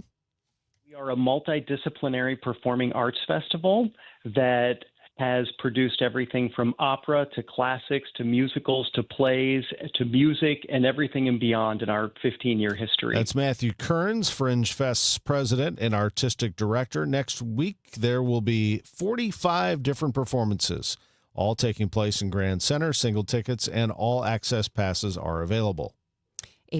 August 3rd through the 9th. August 1st was President Trump's deadline for federal agencies to develop a framework for conducting government assessments of AI tools before public release. It follows the discovery of at least 2 systems going rogue to conduct their own cyber attacks. In one of them, OpenAI says some of its models went rogue, breaking onto the internet, then hacking into the systems of another company, AI startup Hugging Face. More from ABC News Chief Business and Technology Correspondent Rebecca Jarvis. OpenAI called the incident an unprecedented cyber incident, adding they're conducting a thorough review along with external advisors and with oversight from the Safety and Security Committee, also assuring no models planned for upcoming release were involved in exploiting Hugging Face. Now, KMOX Sports from the St. Luke's Hospital Sports Desk. St. Luke's, St. Louis's #1 heart hospital. Let's get to it. This is a big day in St. Louis sports. It is the Major League Baseball trade deadline coverage right here on KMOX all day long. We will start, of course, with updates this morning. You can hear them at the top of every hour. The Gas House Gang will be all over it today from 12 to 1. And then at 4 o'clock, we'll have a trade deadline special as we tick up until the 5 o'clock deadline. Dave Glover, Kevin Wheeler, Matt Pauley, and Bernie Miklasz will have that. Here are the deals that have happened so far since the big one over the weekend, Tarek Skubal going from the Tigers to the Dodgers. The Mets traded Freddie Peralta, one of their top starters, to the Rays for 3 prospects, as well as the Blue Jays trading Kevin Gausman to the Cubs. That starter goes to Toronto for a pair of prospects. And Tyler Mahle, the right-hander, went from the Giants to the Braves in exchange for right-hander Anthony Molina. The Yankees picked up a slugger, Luis Garcia Jr., from the Nationals for 4 prospects. The Cardinals, we'll see what they end up doing today. And a conversation with Chaim Bloom is coming up at 7:22. For now, let's take a listen to what happened to the game yesterday. With Mike Claiborne, I'm John Rooney. And at Rogers Center in Toronto yesterday, Matthew Liberatore was protecting a 1-0 lead with a great start. 6 innings, 1 hit, 1 walk, 7 strikeouts, 85 pitches. But the Blue Jays tied the game against George Storiano with 2 outs in the 8th inning. The Cardinals came right back against their closer, Louis Varland, by turning a leadoff walk into a run. An error allowed another run to score, and Jordan Walker drove in 2 more, a 4-run 9th, and the Cardinals won 5-1. We call that timely hitting. The Cardinals were able to come back yesterday with a big win, and that was something we hadn't seen all weekend, but yesterday was the day for them, and the error they took advantage of is also, so it was a good day all around. The Cardinals are at Yankee Stadium tonight, and it'll be right-hander Michael McGreevy making the start. He's 4-9. We're on the air at 5:10. 5:55, Mike Claiborne will have the lineups. I'll bring you the first pitch around 6:05. A Redbird winner yesterday, 5-1 in Toronto. Gentlemen, thank you. As for the Billikens, there's some interest in what's happening with the following among Billiken fans. A judge who granted the right to play another year of college sports to some athletes whose eligibility ran out last school year now has issued a new order to make clear that does not include football players who signed pro contracts this summer and then had a change of heart. That change comes after U.S. District Judge Charlotte Sweeney responded to an NCAA request for clarity about her ruling, granting a 5th year to athletes who were not included in the new rule that allows 5 seasons of eligibility for Division I players. Now, one of the players who would fall into that category is Robbie Avila, the Player of the Year in the Atlantic 10. In speaking to Josh Schertz yesterday, and you can hear the full interview at KMOX.com, he suggested that time will tell if Avila does return to college. He did suggest that Avila took a discount to come to St. Louis University a couple of years ago, millions of dollars, Schertz said, and he would not want to deny him an opportunity to make more money if he does return to college. He did say that he talks to Avila twice a week, and the two continue a conversation. Of course, Avila would be a natural fit in the Billiken offense, but this is a matter of much more than just that. It's 7:18. Chaim Bloom in 4 minutes. Steve Ellman leads St. Charles County. Ellman has fought for smart growth and moratoriums on apartments and data centers. Ellman doubled our parks, increased our conservation land, and helped create 50,000 new jobs. Ellman has built hundreds of miles of new roads. Ellman prioritized law enforcement and put officers in schools, making our county safest in the region. And Steve Ellman eliminated the county's real and now personal property taxes. While Steve Ellman leads, Bill Eigel misleads. Eigel promised to cut your property taxes for 8 years, but never did. Instead, he didn't pay his own taxes. Eigel was rebuked by President Trump's lawyer for misleading and scamming donors to pay for his campaigns. Eigel said he's against data centers, but he never voted to regulate data center abuses, but did vote to give tax dollars to benefit the company behind the St. Charles Data Center. Paid for by the committee to elect Steve Ellman, Michael Summer Jr., Treasurer. Folks, here's something most people don't realize about estate planning. Documents alone aren't enough. And I've been working with the Laderman Law Firm for over 20 years now. And one of the things I really appreciate is I didn't just work with one person. I worked with a team. You can tell right away the Laderman Law Firm is a true team, from the lawyers to the paralegals to the legal assistants. Everyone knows our plan. Everyone is working towards the same goal, and you never feel like you're being handed off or forgotten. Their funding team, that's a major part of it. They help make sure our assets and our beneficiaries are actually lined up with our plan. Accounts, property, all of it working together the way it is supposed to. Folks, if your assets and beneficiaries don't match your plan, it doesn't matter how good the documents are. Your plan may not work the way you expected. The Laderman Law Firm walks you through that process, asset by asset. We trust them. I know you will as well. If you are in St. Louis and you want an estate plan that actually works, check out the Laderman Law Firm. Laderman, L-A-I-D-E-R-M-A-N, law.com, or call 314-514-9100. The choice of a lawyer is an important decision. It should not be based solely on advertisements. I'm Ultima Morgan of Morgan & Morgan. Every time one of my children started driving, it was terrifying. Thousands of accidents happen across the country. We see it every day. If you've been injured in a car accident, call us. Dial # law or visit forthepeople.com for an office near you. Your morning news and information.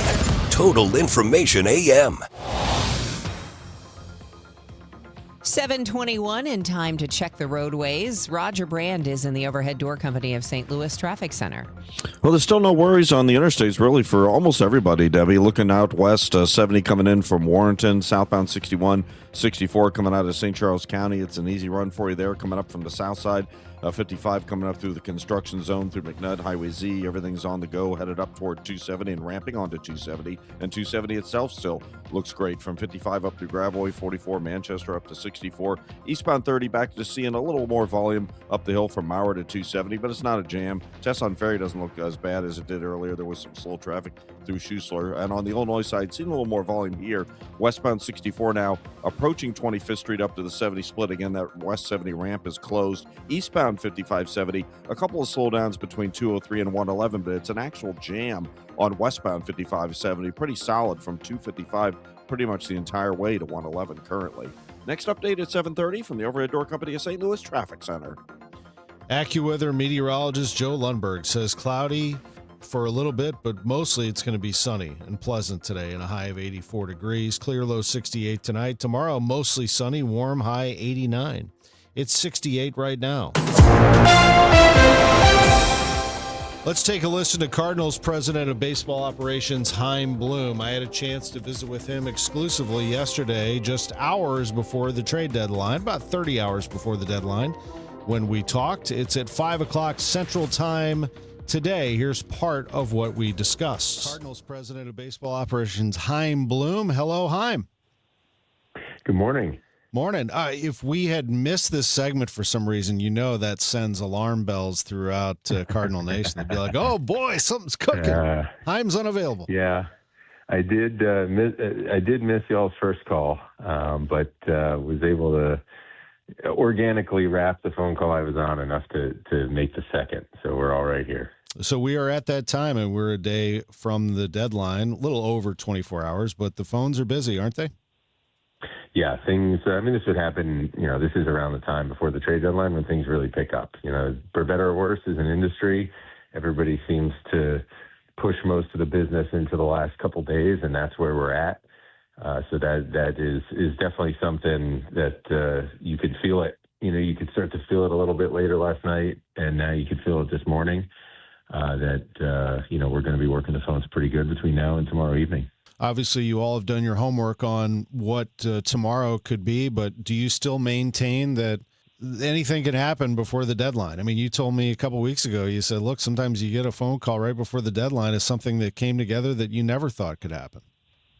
Yeah, and since we talked about that, obviously some things have moved in certain directions. Obviously, the market is certainly starting to clarify itself. Obviously, the way we've played hasn't been up to the standard that we like to have here, but that's certainly something that you'd be silly not to factor into some degree, just in terms of what it shows about where we are and the gap between that and where we need to be. But yeah, I still, like we talked about it, sometimes those surprises that might come on deadline day, you don't know about them the day before. I think we have a pretty good idea of some of the things that are likelier, but you don't necessarily know how it's all going to play out even now, 30 or so hours out. I think the big thing for us is basically staying on track with everything that we've talked about, everything that you and I have talked about since the fall, where our goal here is to build something great and to build something that lasts. That can mean a lot of different things, but any move that we would contemplate between now and the buzzer tomorrow, we want it to fit within that. That is this pushing us forward towards getting back to where we want to be and being able to stay there. And that's really the yardstick against which we have to measure any possibility that might come our way. Now, we did talk about in this interview a lot of different scenarios. We did not discuss specific players, but you pretty much know who they are at this point, folks. Dustin May, who the Cardinals acquired in the offseason on a one-year deal. He would be an attractive rental to a team trying to add a starting pitcher, and certainly with Tarik Skubal going to the Dodgers, that started the starting pitching market going quite a bit yesterday, with Kevin Gausman going from the Blue Jays to the Cubs, Tyler Mahle going from the Giants to the Braves, Freddie Peralta traded from the Mets to the Rays. So where will Dustin May go, and what could the Cardinals get for him? We shall see. Would the Cardinals be willing to trade some of their veteran relievers like Ryan Stanek and Riley O'Brien? For that matter, what does it look like in terms of position players? Lars Nootbaar has been mentioned in multiple reports. The Yankees are said to have interest in him. The Phillies have had interest in Nootbaar. Where would he go? And I did ask about the readiness of Joshua Baez. Certainly sounds like Baez is close. They're still working on a lot of things with him. By the way, they do like Quinn Matthews for this rotation based on what they saw from him on Saturday. Some of the other moves yesterday, the Yankees, who the Cardinals will play tonight, did acquire Luis Garcia Jr. last night for 4 prospects. The Washington Nationals trading their slugger to the Yankees. So there will be some deals today. You would imagine the Cardinals will be involved in multiple deals. We'll be following it very closely today. We'll have updates at the top of the hour. We will have the Gas House Gang doing a full hour on this from noon to 1. Greg Amsinger and Mike Claiborne will join Chris Ranji and me. At 4 o'clock today, Bernie Miklasz will be with the guys, Dave Glover, Kevin Wheeler, and Matt Pauley for a 1-hour trade deadline special leading up to the deadline at 5 o'clock. And then we'll go to Cardinals pregame at 5:10 before the 6:05 first pitch at Yankee Stadium. It's 7:27. This time check is sponsored by Jerry Kelly Heating, Air Conditioning, Electrical, and Plumbing. It's time for a $98 AC tune-up. Tim Gamma is a big baseball fan. I know he'll be listening in. Tim Gamma is an expert when it comes to your trees. Tim and Tom Gamma, just like their father Frank back in 1954 when he started, Gamma Tree Experts. Yes, you know the tagline, your trees deserve the best care. We all know that. Gamma Tree Experts is the best. Since 1954, they have been taking care of trees throughout the St. Louis area. All you have to do is go to gammatree.com to find the very latest in tree health, what you can do to take care of your trees in the meantime, and they will take care of the rest. They know your family loves that tree. They can help you preserve it. We're talking about professionals who customers like doing business with. And when it comes to tree health, also storms taking down trees, they can clean up all that damage for you. They're Gamma Tree experts. Gammatree.com. Your trees deserve the best care. Registered lobbyist Mike Deering is not the kind of guy you want in the state Senate. Did you say he was a registered lobbyist? Sure did. When conservatives like Tricia Burns tried to pass a bill to take back the 300,000 acres in Missouri allowed to be controlled by China, lobbyist Mike Deering testified against it. When conservatives like Tricia Burns fought alongside Missouri cattlemen to require foreign beef to be labeled, lobbyist Mike Deering testified against that too. While conservatives like Tricia Burns are fighting to protect your farmland from being paved over by data centers, lobbyist Mike Deering described Google's Montgomery County hyperscale data center as a very positive thing. Deering also endorsed liberal Democrat Chris Koster for governor and openly mocked President Trump. Registered lobbyist Mike Deering, anti-Trump, pro-Democrat, bought out by foreign ag interest, and in love with data centers. Take down data center Deering on August 4th. Vote America First conservative warrior Tricia Burns for state senate. Paid for by Mo Constitutional Conservative Council PAC, Scott Lady Treasurer. The radical left let crime and drugs pour into our nation, and they let biological men into girls' sports. But here in Missouri, if there's a problem, we fix it. That's why Ann Wagner's fixing the mess the radical left made and delivering for us. Wagner voted to ban biological men from competing in girls' sports, and she voted to fund the police and provide more resources for Border Patrol agents, keeping our families, communities, and children safe. And Ann Wagner didn't stop there. In Congress, Wagner passed the largest working-class tax cut in American history, kept big government out of our business, protected our way of life, and ensured our communities remain safe. That's why Ann Wagner's endorsed by the Missouri Farm Bureau and Missouri Fraternal Order of Police. Vote Ann Wagner for Congress on August 4th. I'm Ann Wagner, and I approve this message. Paid for by Ann Wagner for Congress. Summer air should feel fresh, not full of dust, allergens, and whatever winter left behind in your vents. Your air ducts are the lungs of your home, and if they're dirty, you're breathing it in every day. That's where Zero Res comes in, backed by thousands of Google reviews and a 4.9 rating. This month only, take 20% off air duct services and products. That's cleaner air, better efficiency, and a fresher home guaranteed. Call 314-474-2020 or visit ZeroResSTL.com and ask for the DGS. 7:31, and it is sunny in downtown St. Louis. It's 67 degrees. I'm Debbie Monterey. And I'm Tom Ackerman. What's going on out there? Roger Brand, overhead door company of St. Louis Traffic Center.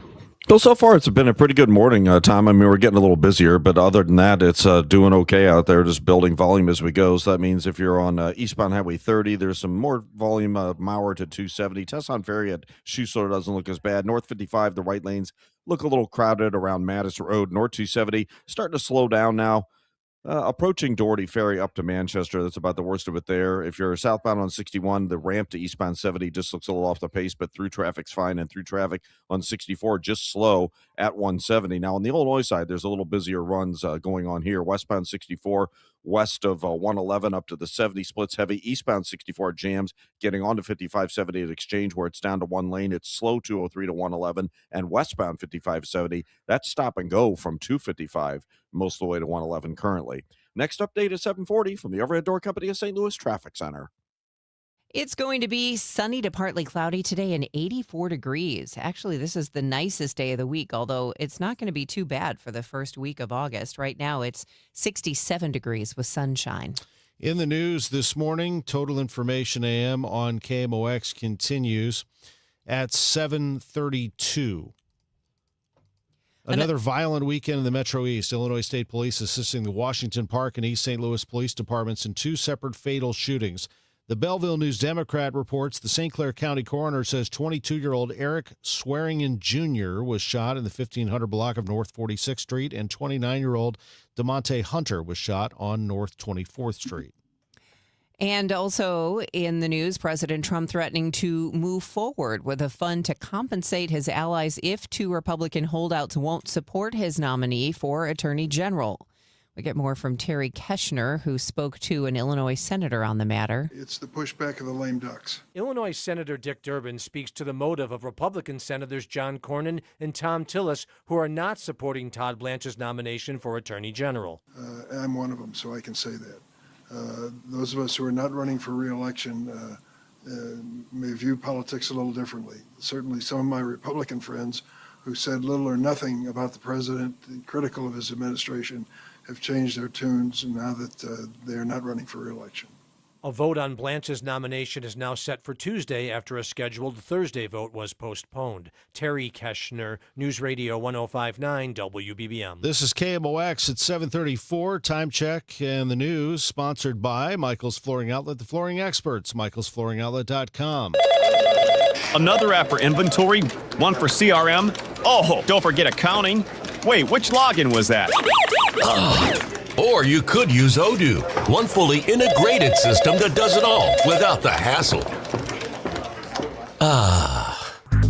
Ditch the app overload. Get everything your business needs on one platform. Try Odoo free today at odoo.com. That's ODOO.com. As a fitness coach, my active psoriatic arthritis can slow me down. With Skyrizi, risankizumab Riza, I'm treating my skin and joint symptoms so I can keep moving. Skyrizi, a prescription-only injection for adults, helps me move with less joint pain, stiffness, swelling, and fatigue.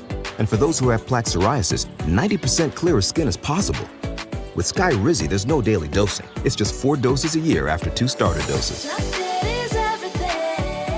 Don't use if allergic to Skyrizi. Serious allergic reactions, increased infections, or lower ability to fight them may occur. Before treatment, get checked for infections and tuberculosis. Tell your doctor about any flu-like symptoms or vaccines. Thanks to Skyrizi, there's nothing like clearer skin and better movement. And that means everything. Ask your doctor about Skyrizi. Visit Skyrizi.com or call 1-866-SKY-RIZI to learn more.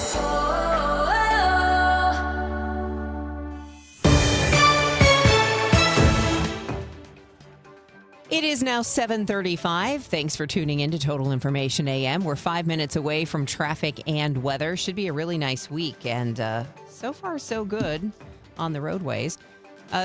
Getting you the latest Money Minute right now. It's sponsored for you by Busey Bank. This is a Bloomberg Money Minute. Hyundai posted its best ever U.S. July sales, with deliveries rising 4% from a year ago. The automaker says strong demand for hybrids helped fuel the gains, with sales of those cars jumping 35% year over year. The compact Elantra sedan and Tucson SUV led the way as Hyundai's top-selling models. Checking on the market, signs of easing tensions between the U.S. and Iran is sending stock futures higher this morning. Iran suggesting that negotiations to get ships moving through the Strait of Hormuz are making progress. And artificial intelligence is making hiring faster, but not necessarily easier. Nearly 3/4 of HR professionals say they're seeing more candidates exaggerate or fabricate their qualifications, according to a survey from Equifax. Meantime, more than a third say AI-generated resumes and application materials have actually reduced their confidence in hiring decisions. However, 80% report that AI is improving hiring. Courtney Donahoe, Bloomberg Radio. This is the take care of my family goal. This is the enjoy the life I've built goal. This is the set up a foundation goal. This is Busey, where your goals become lasting legacies. Through bespoke plans that maximize your wealth, through partnerships that give you peace of mind. Because building wealth, tending to it, and passing it down secures a brighter future. Busey Bank, building business, growing wealth since 1868. Member FDIC. There's a saying, it takes a group of good men to build a barn, and only one to tear it down. Well, a few Jeff City politicians are at it again, tearing things down with Amendment 5 and Amendment 4. No on 5 and 4. 5 takes our money with higher sales taxes, higher taxes on gas, guns, and groceries, a sales tax hike on rent and diesel, seed and feed. 4 takes away our constitutional right to vote and go around the establishment politicians and to stop higher taxes. Takes away our safety valve, a vote of the people to stop or reverse a dumb idea like the everything tax. I'm a no. A heck no. No. No on Amendment 5. No on Amendment 4. No on both 4 and 5. Paid for by no on the everything tax. Can you believe politicians nearly doubled state spending since 2019? Yeah, that's twice the rate of inflation. What do we get for all that extra spending? Nothing. Yeah, and get this, over 200 loopholes are buried in our tax code, written by lobbyists for wealthy corporations. Our tax code is rigged against us. We get taxed on our paycheck, our home, everything we buy. I guess somebody's got to pay for all that spending. That's why we need Amendment 5. It puts politicians on a leash. Forces them to cut taxes and control spending, whether they like it or not. Amendment 5 closes the loopholes, eliminates income taxes, cuts property taxes, and gives $3,000 a year to average working families. We decide, not the politicians. Amendment 5 is the biggest tax cut in Missouri history. I'm voting yes on Amendment 5. Paid for by Missouri Promise PAC. Mark Ellinger, Treasurer. And Doug. Limu and I created a trick to help you remember that you can customize your car insurance and save with Liberty Mutual. You see, the shirts Limu and I wear are yellow, and yellow is the color of lemons, and lemons grow on trees, and trees provide oxygen, and oxygen helps us breathe, and breathing is how you live, and you can live more life when you save money by customizing your car insurance. I agree, Limu. It's really quite simple. Only pay for what you need at libertymutual.com. Liberty, liberty, liberty, liberty. Get inside your Redbirds and the 2026 season every Tuesday at noon. It's All Access with Cardinals manager Ollie Marmol on your voice of the Cardinals, KMOX. Today's coverage, trade deadline. Gas House Gang from noon to 1. A trade deadline special at 4 with Bernie, Dave, Matt, and Kevin. We have it all until 5 o'clock today. Right now, Roger Brand is in the Overhead Door Company of St. Louis Traffic Center.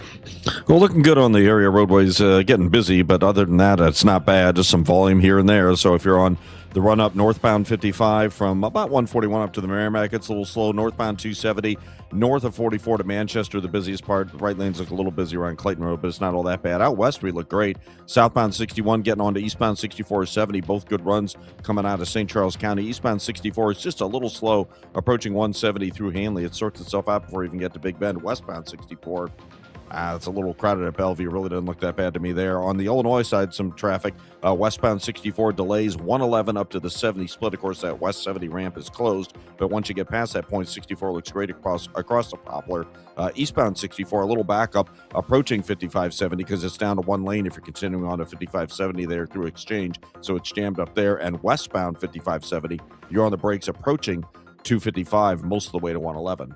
Next update is 750 from the Overhead Door Company of St. Louis Traffic Center. It's time for a $98 AC tune-up. Honey, I found the one. Oh, I thought I was the one. Oh, you are, but this one's certified, background check, shows up on time, and can install all the ceiling fans. Heating, cooling, electrical, and plumbing. Trusted pros who do it right. CherryCounty.com. 741. Let's check in with our AccuWeather meteorologist, Joe Lundberg. For the first week of August, Joe, this is a pretty mild forecast for us. It really is. We've only got one day when we're actually talking about it being hot. That's Wednesday. Today, not at all. Sunshine, a few fair weather clouds, low humidity. Our high temperature will get to about 84. Then tonight, clear upper 60s. Mostly sunny tomorrow, much closer to normal at 89. A hot day on Wednesday, sun and clouds, our high 92. But as it gets a little cloudier for Thursday and Friday, there's a good chance for a thunderstorm or two, and that should keep temperatures in the mid to upper 80s each day. Right now, it's 69 at St. Peter's, 70 in Florissant, 73 with that sunshine downtown at the Arch. From the Saliga Heating and Cooling Weather Desk, I'm AccuWeather meteorologist Joe Lundberg on 104.1 FM KMOX. Joe, thank you. It's 7:42. Sports coming up in 3 minutes. A fast-moving wildfire in Spokane County, Washington, has burned several thousand acres, destroyed numerous homes, and prompted hundreds of evacuations, according to local authorities on Sunday. Here's ABC's Allison Cossack. Flames tearing through neighborhoods, forcing thousands to evacuate. I'm so tired. Eric Frank's house, now ashes. I don't think I'm going to rebuild here because I don't ever want to have to relive a fire coming up this hill again. Authorities calling it the worst natural disaster the region has ever seen. More than 7,000 acres burning. Firefighters racing in from California and as far away as Australia. Officials scrambling to safeguard the nation's water supplies from what appears to be Iran's quiet escalation of the war. We get more from ABC's Aaron Katursky. The hackers change passwords, leaving the utilities blind, or they disable alarms, allowing wastewater systems to enter unsafe conditions undetected. And this is exactly what intelligence officials feared would happen from the moment the U.S. began its buildup of forces in the Gulf. Now the FBI is urging utilities to disconnect from the internet or revert to manual controls if automated systems are compromised. A political pioneer from Texas has died. House Speaker Mike Johnson confirming the passing of Kay Granger in a Sunday evening Facebook post, says ABC's Jim Ryan. Kay Granger spent her life in politics breaking down barriers. That I will faithfully execute the duties of the office of mayor. The first woman elected to lead Fort Worth, Texas, would later be courted by both parties to run for Congress under their banner. She picked the GOP and became the first Republican woman sent to the House from Texas. She retired last year after 28 years in Washington and died Sunday at 83. Jim Ryan, ABC News in Dallas, Fort Worth. Canada's second largest airline, WestJet, has agreed to a tentative agreement with flight attendants to end a strike that led to hundreds of flight cancellations and thousands of stranded passengers.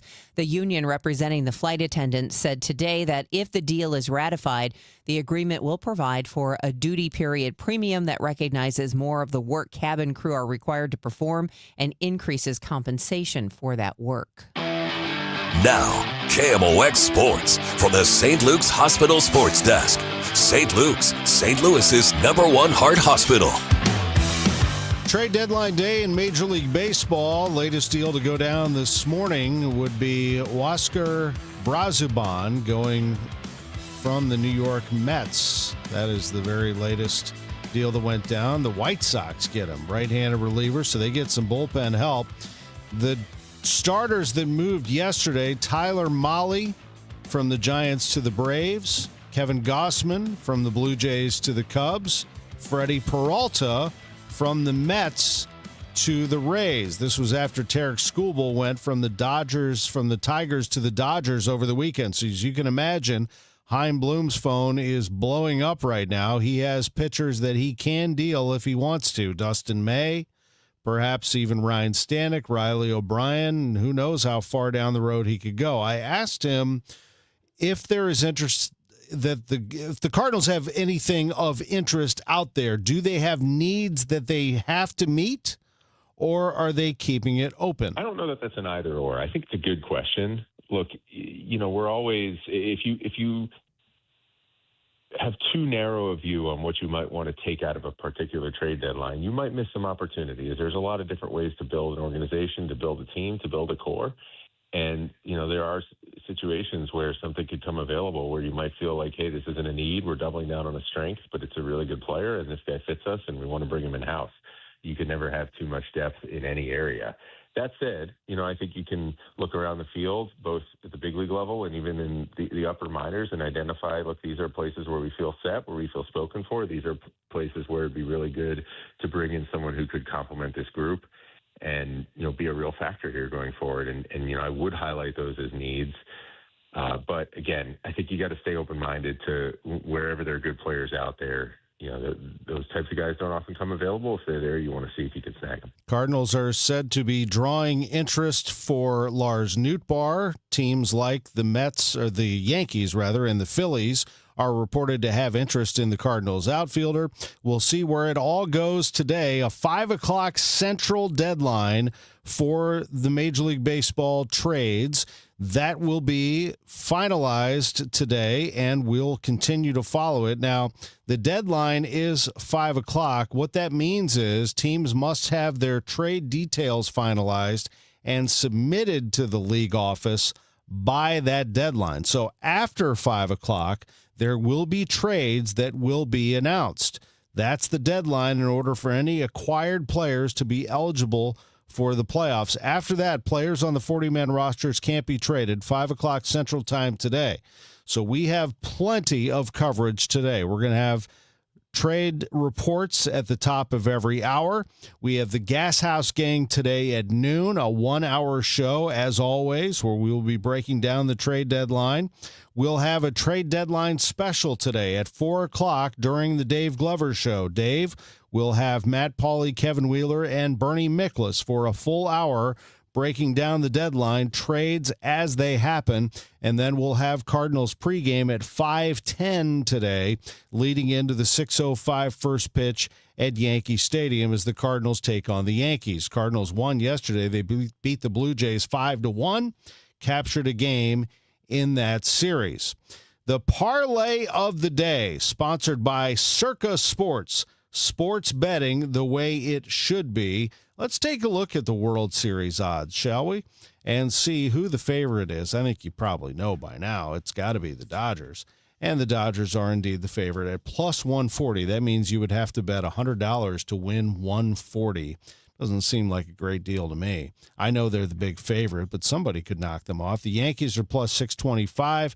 I really like the Brewers at plus 800. I think the Brewers are still one of the best teams in baseball, the envy of a lot of teams, including the one here.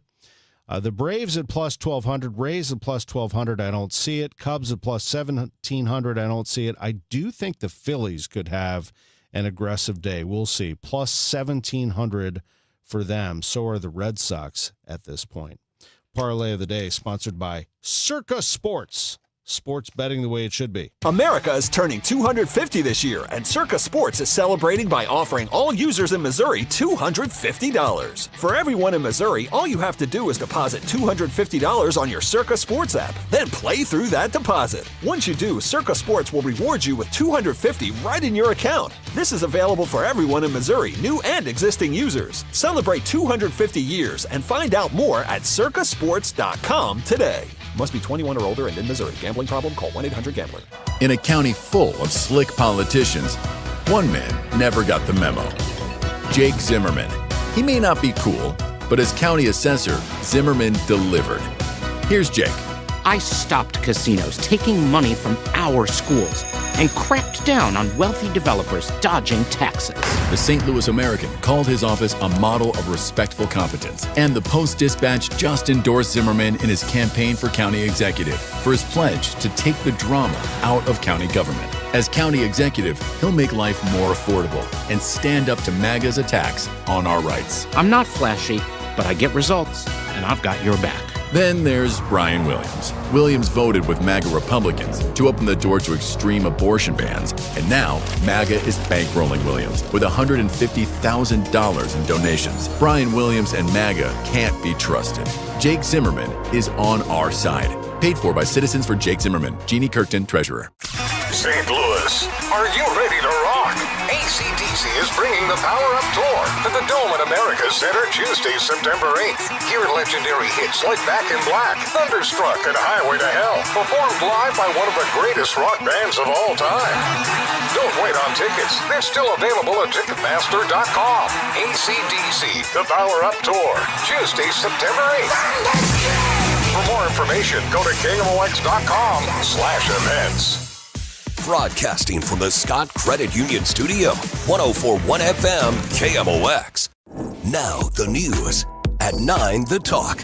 The Chris and Amy Show on 104.1 FM KMOX.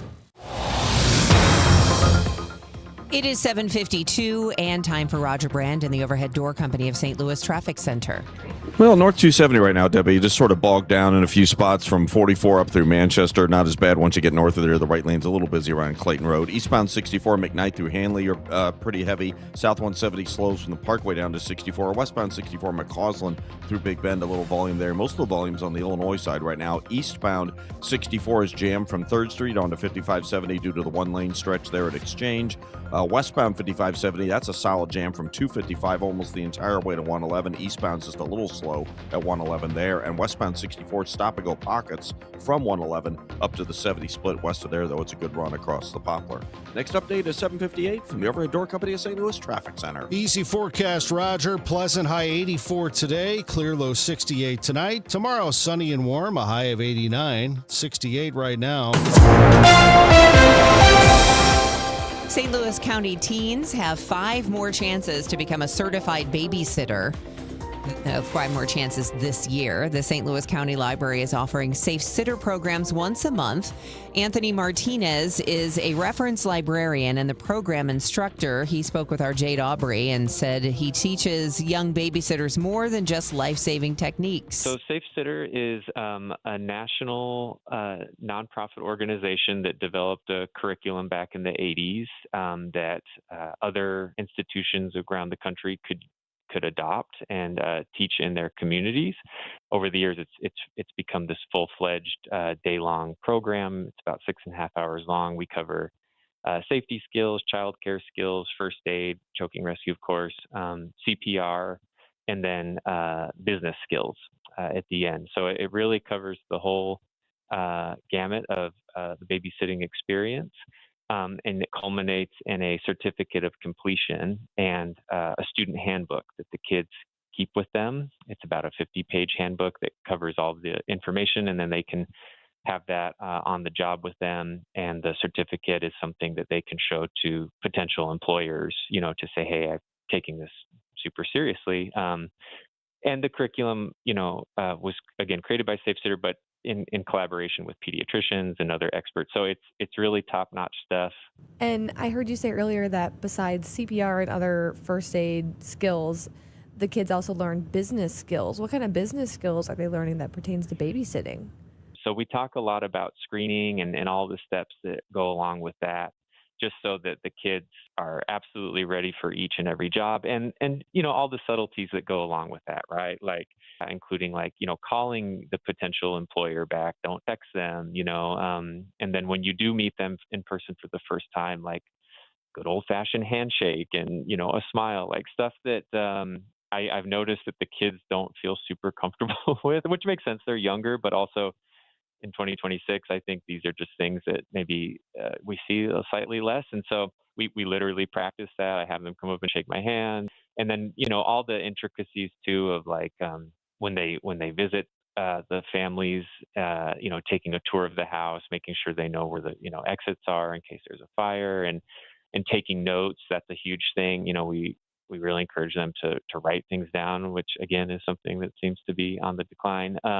Because there's just a lot of information to keep track of, and also just being considerate, putting themselves in the shoes of the parents, and not being late, because they we understand that parents rarely do get to leave, and when they do hire a babysitter, it's probably because they're trying to go somewhere important, and just kind of stuff like that. I mean, things that maybe to us as adults feel pretty standard at this point, but to them, maybe they hadn't quite considered it. The next Safe Sitter program is August 29th at Cliff Cave Branch in Oakville. It's 7:56. Hey guys, this is Kevin Wheeler, and I want to tell you about FanDuel Sportsbook, which, by the way, is the official sportsbook of KMOX. And today, specifically, I want to talk to baseball fans. And look, being here on KMOX, we got a lot of baseball fans listening, and you follow very closely. So if you think you know who might hit a home run today, then FanDuel is giving you a free chance to call your shot with Daily Dingers. Look, joining the action super easy. You just make your free pick on who you think's going to hit a home run in their game, and if you're right, you get a profit boost that you get to use on your next bet. You've got a lot to gain. Look, I play Daily Dingers every single day, and when I'm right, I put that profit boost to use, and it's been a big kick in the pants for me here during baseball season. So don't forget, you can do this every single day, which is what I do, and it's just another reason why FanDuel is the home for home runs. So if you're ready to play your game today, just join the action at FanDuel.com/Missouri. That's FanDuel.com/Missouri. You get to play Daily Dingers. You get to make your free pick on who you think is going to hit a home run every single day. So play ball and swing for the fences on FanDuel, an official partner of Major League Baseball. At Uline, the prevailing opinion is, if you don't live it, you don't believe it. The people at Uline believe in hard work, and they live it. by being there 24/7 to answer your call, having 41,000 items in stock, and offering same-day shipping from 12 locations across North America. Business owners, sellers, buyers, shippers, and packers believe it. Uline is the hard-working, dependable source for your shipping and industrial supplies. Visit uline.com. Hey, it's Brew, and I feel like everything in my life depends on being connected. Whether I'm uploading a video, hopping on a call before my show, or video chatting with my family back in Michigan, I never have to think about my Wi-Fi. And that's why Xfinity stands out. You get the most reliable, fiber-powered Wi-Fi with the best equipment at one price for 5 years guaranteed. No contracts or commitments. Plus, you can get online in minutes with same-day Wi-Fi. Restrictions apply. Not available in all areas. Use of fiber or coaxial cable. Learn more at xfinity.com/same-day Wi-Fi. Xfinity, imagine that. Congress doesn't need more politicians. For nearly 30 years, Joan Von Dross dedicated her life to helping students learn, grow, and succeed. Now she's running for Congress to fight for lower healthcare costs, stronger public schools, and a more affordable future for Missouri families. Teachers solve problems. Politicians play politics.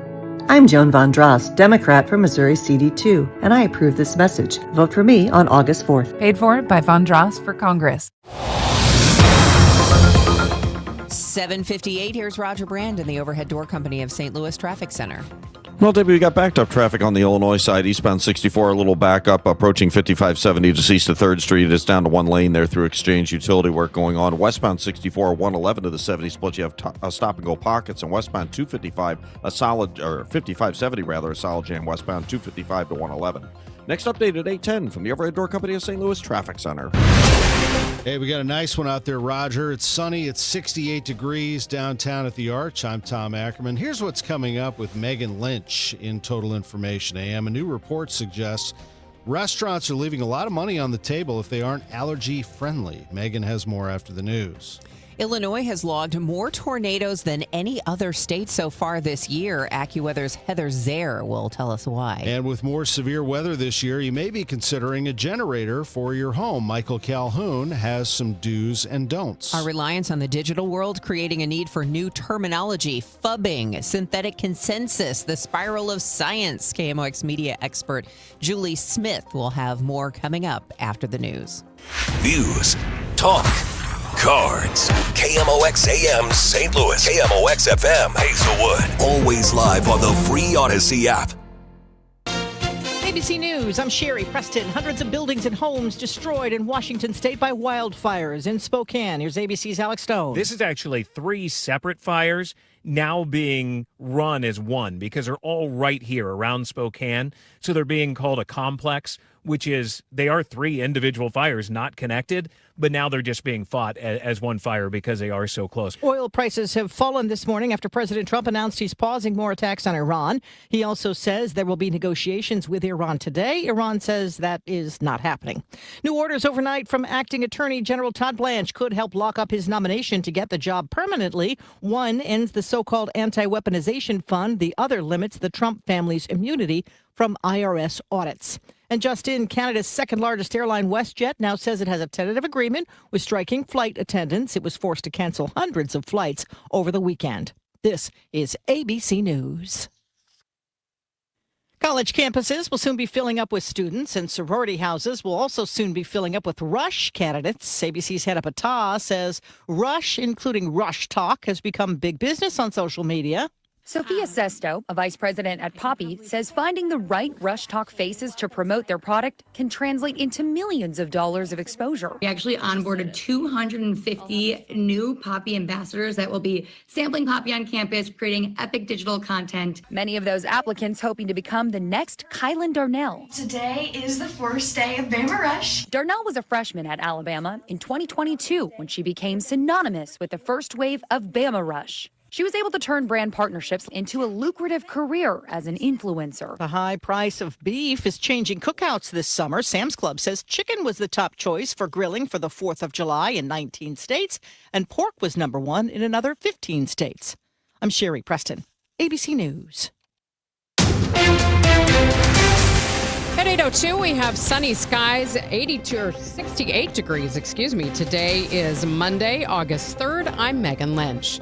Missouri Secretary of State predicting a 32% voter turnout tomorrow for the primary elections. Denny Hoskins anticipates 1.4 million ballots will be cast. That would be the highest Missouri primary turnout since 2004.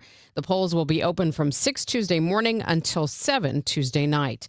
Drownings up 80% in Missouri compared to last year. This weekend proved to be another deadly one on the state's waterways. The most recent victim, a man whose body was recovered from the Merrimack River more than an hour after he fell in. Sunday afternoon in Merrimack State Park around 4 o'clock, the latest victim never resurfaced from the boat ramp. 2 other people, a 25-year-old from Parkville, Missouri, drowned in Table Rock Lake Saturday. And on Friday, a 72-year-old man from Fulton, Missouri, died in the Gasconade River when he tried to retrieve a vessel on the boat ramp.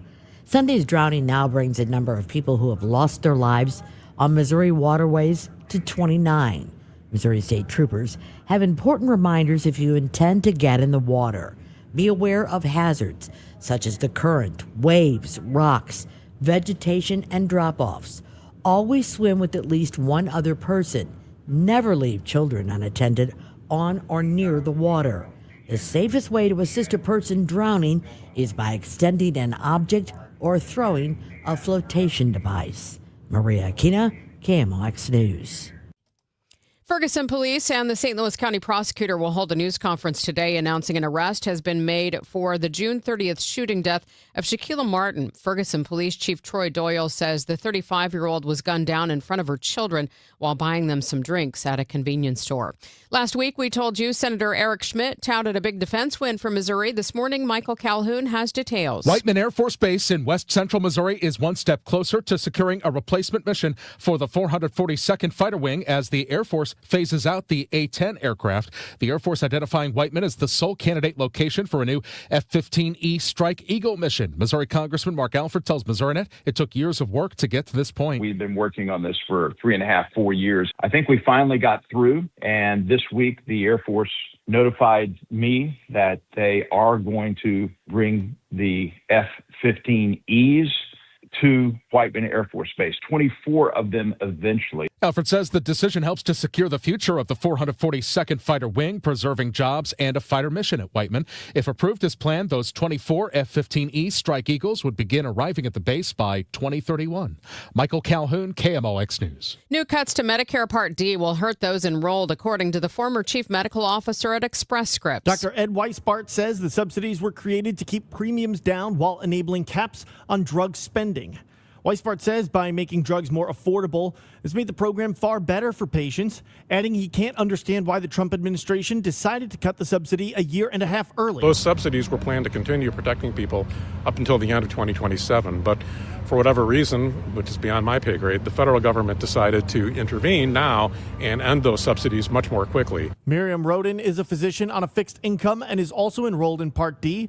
She says although she isn't poor, the expected premium hike will be felt in her budget, and especially for those less fortunate. To me, it's just an additional expense because I'm on a fixed income. And then obviously it might be harder for someone who isn't as well off. Such as my kids. Weisbart says he expects many enrolled in Part D to switch to Medicare Advantage, which is a far more difficult health care to navigate. Sean Malone, KMOX News.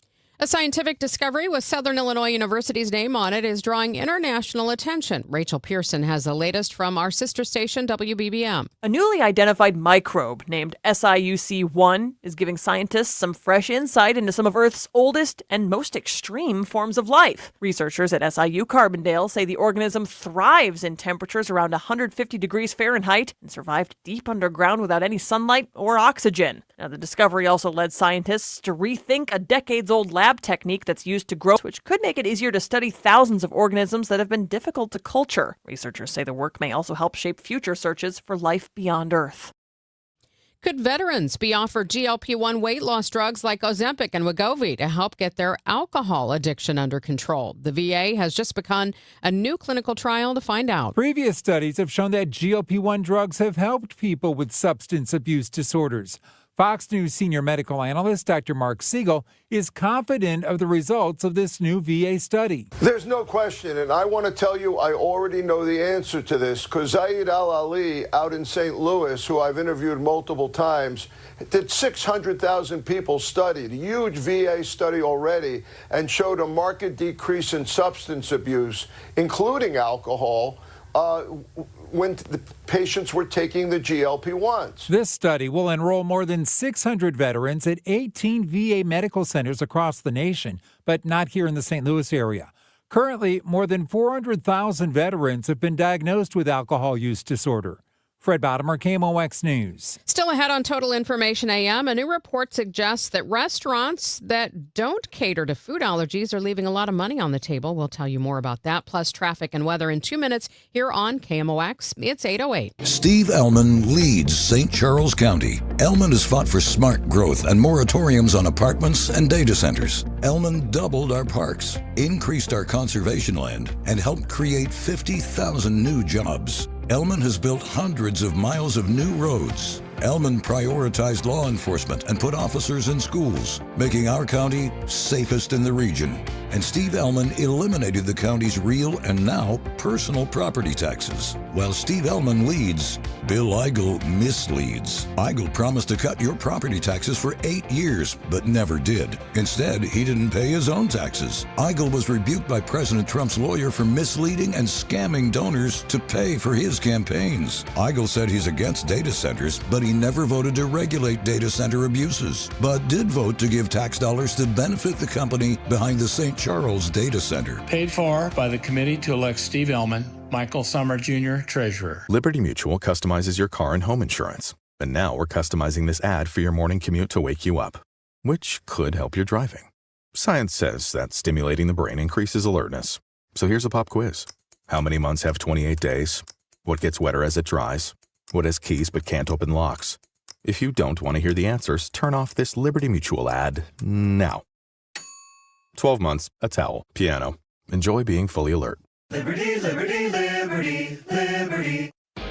You're still glowing, flirting, grooving. You've still got it. But your immune system weakens as you age, making it harder to fight illnesses like pneumococcal pneumonia and RSV. Vaccines are a key part of any health routine and can help protect you from getting really sick.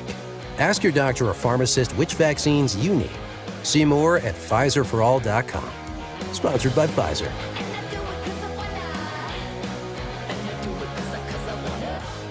This hour of Total Information AM is sponsored by Gamma Tree Experts. Now the news. At 1, the fun. It's the Dave Glover Show on 104.1 FM KMOX. 8:10, time to check the roads with Roger Brand in the Overhead Door Company of St. Louis Traffic Center.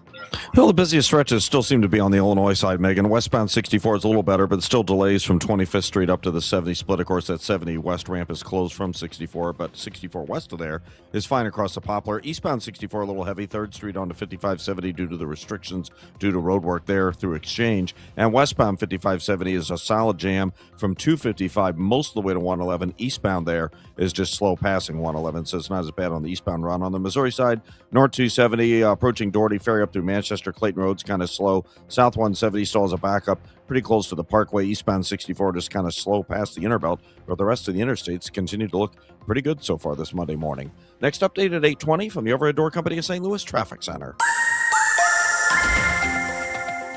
Sunshine mixed with a few clouds at times today and quite pleasant this afternoon, high 84. Then tonight will be clear, low 68. Mostly sunny tomorrow, a bit warmer for the afternoon, high 89. For Wednesday, a mix of sun and clouds, rather hot and humid, the high 92. From the Saliga Heating and Cooling Weather Desk, I'm AccuWeather meteorologist Joe Lundberg on 104.1 FM KMOX. Sunny skies now, 68 degrees downtown at the Arch.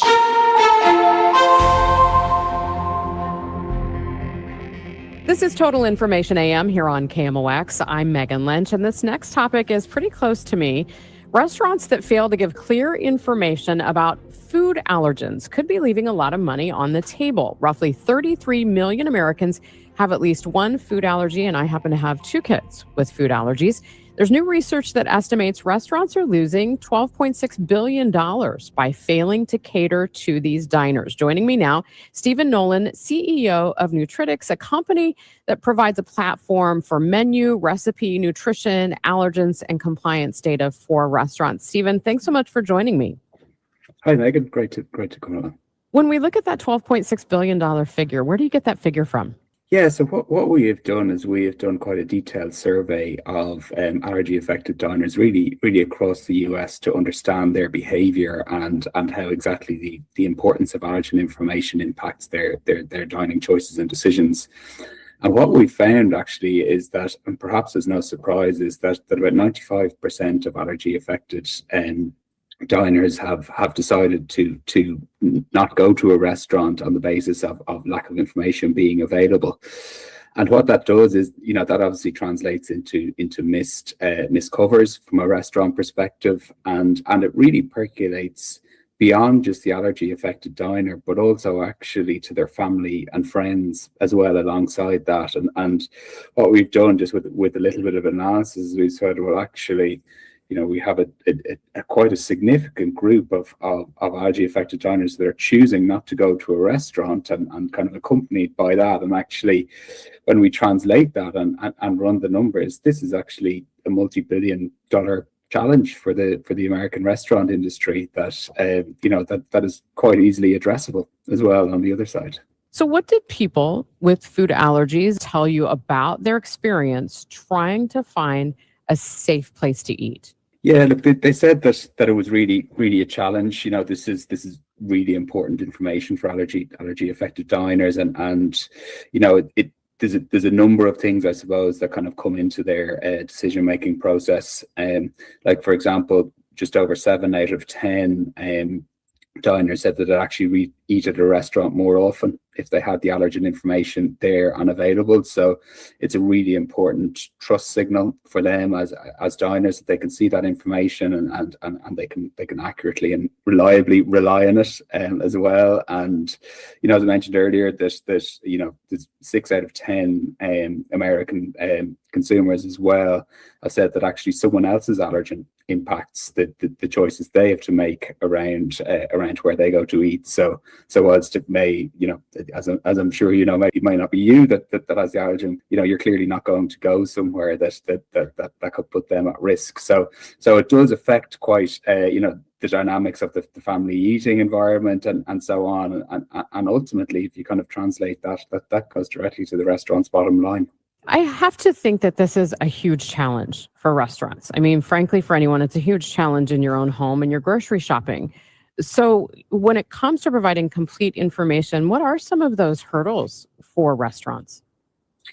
Yeah, and I think it's very important to note as well that there's no restaurant in the country that doesn't want to do the right thing here, and everyone is really keen to support their diners and guests as best they possibly can. But there is a range of challenges, I suppose, in kind of providing that information. The restaurants would have to source that information from the supply chain, and in some cases that information can be limited or perhaps in a different language, or there's a range of different challenges around how that information they may rely on. And for example, some might have it in spreadsheets, and whilst that's useful at a particular point in time, information can change. Restaurants as well don't have a single point where they communicate allergens to customers. They have multiple different points across delivery channels, across websites, on the actual physical menu when you walk in the door.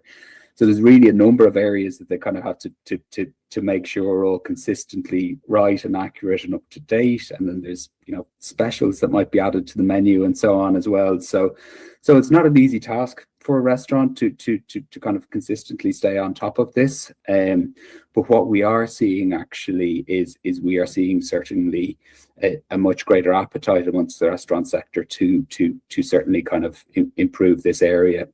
And this is really, on the back of the I suppose the customer demand that we've seen, and also actually regulation that is starting to be introduced. So over in Europe, we would have seen quite a well-established regulatory framework now, where you walk into pretty much any restaurant in Europe, give or take. The regulations vary slightly in each country, but at a basic level, any restaurant in Europe, and you can have that allergen information available to you in written format on the menu. And we're now actually seeing it come in California as well with the ADDI Act, which was introduced on the 1st of July this year, which requires restaurants to disclose the allergen information in written format and in digital format on their menus. So it is a challenge for restaurants, but it's certainly moving in a way where that information is going to become more and more available. The people you surveyed, when do they make a decision about where they're going to eat? Are they searching online before, or do they wait until they go into that restaurant? Yeah, this is actually a super interesting observation, because if you think kind of traditionally 10 or 15 years ago, where you might have walked down the high street and browsed the various menus and kind of made your decision maybe closer to the point of the restaurant, or you had a look at the food on the table, that is really changing. And what we're seeing actually is that the diners are actually reviewing menu options before they even leave the house.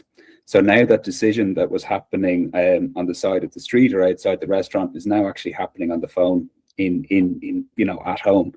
So that just again adds another dynamic for restaurant operators in terms of accessibility of information through their websites and through their communication channels, be it on social media, be it on their own website, be it through delivery apps and so on. So it really is changing, and now the phone screen is where these decisions are being made before anyone even leaves the couch. On the flip side of this, if a restaurant is really on top of this and communicates well, and diners find out that they can really trust the experience there, what kind of word of mouth did people say, these restaurants can earn by doing that? Yeah, no, it is a significant opportunity, and certainly we would have seen in Europe, for example, particular restaurant groups that would be kind of identified as particularly strong in terms of the processes that they operate, and really, I suppose the kind of the signals that the consumers can see in terms of those processes and how you can, I suppose, trust a restaurant, for want of a better description.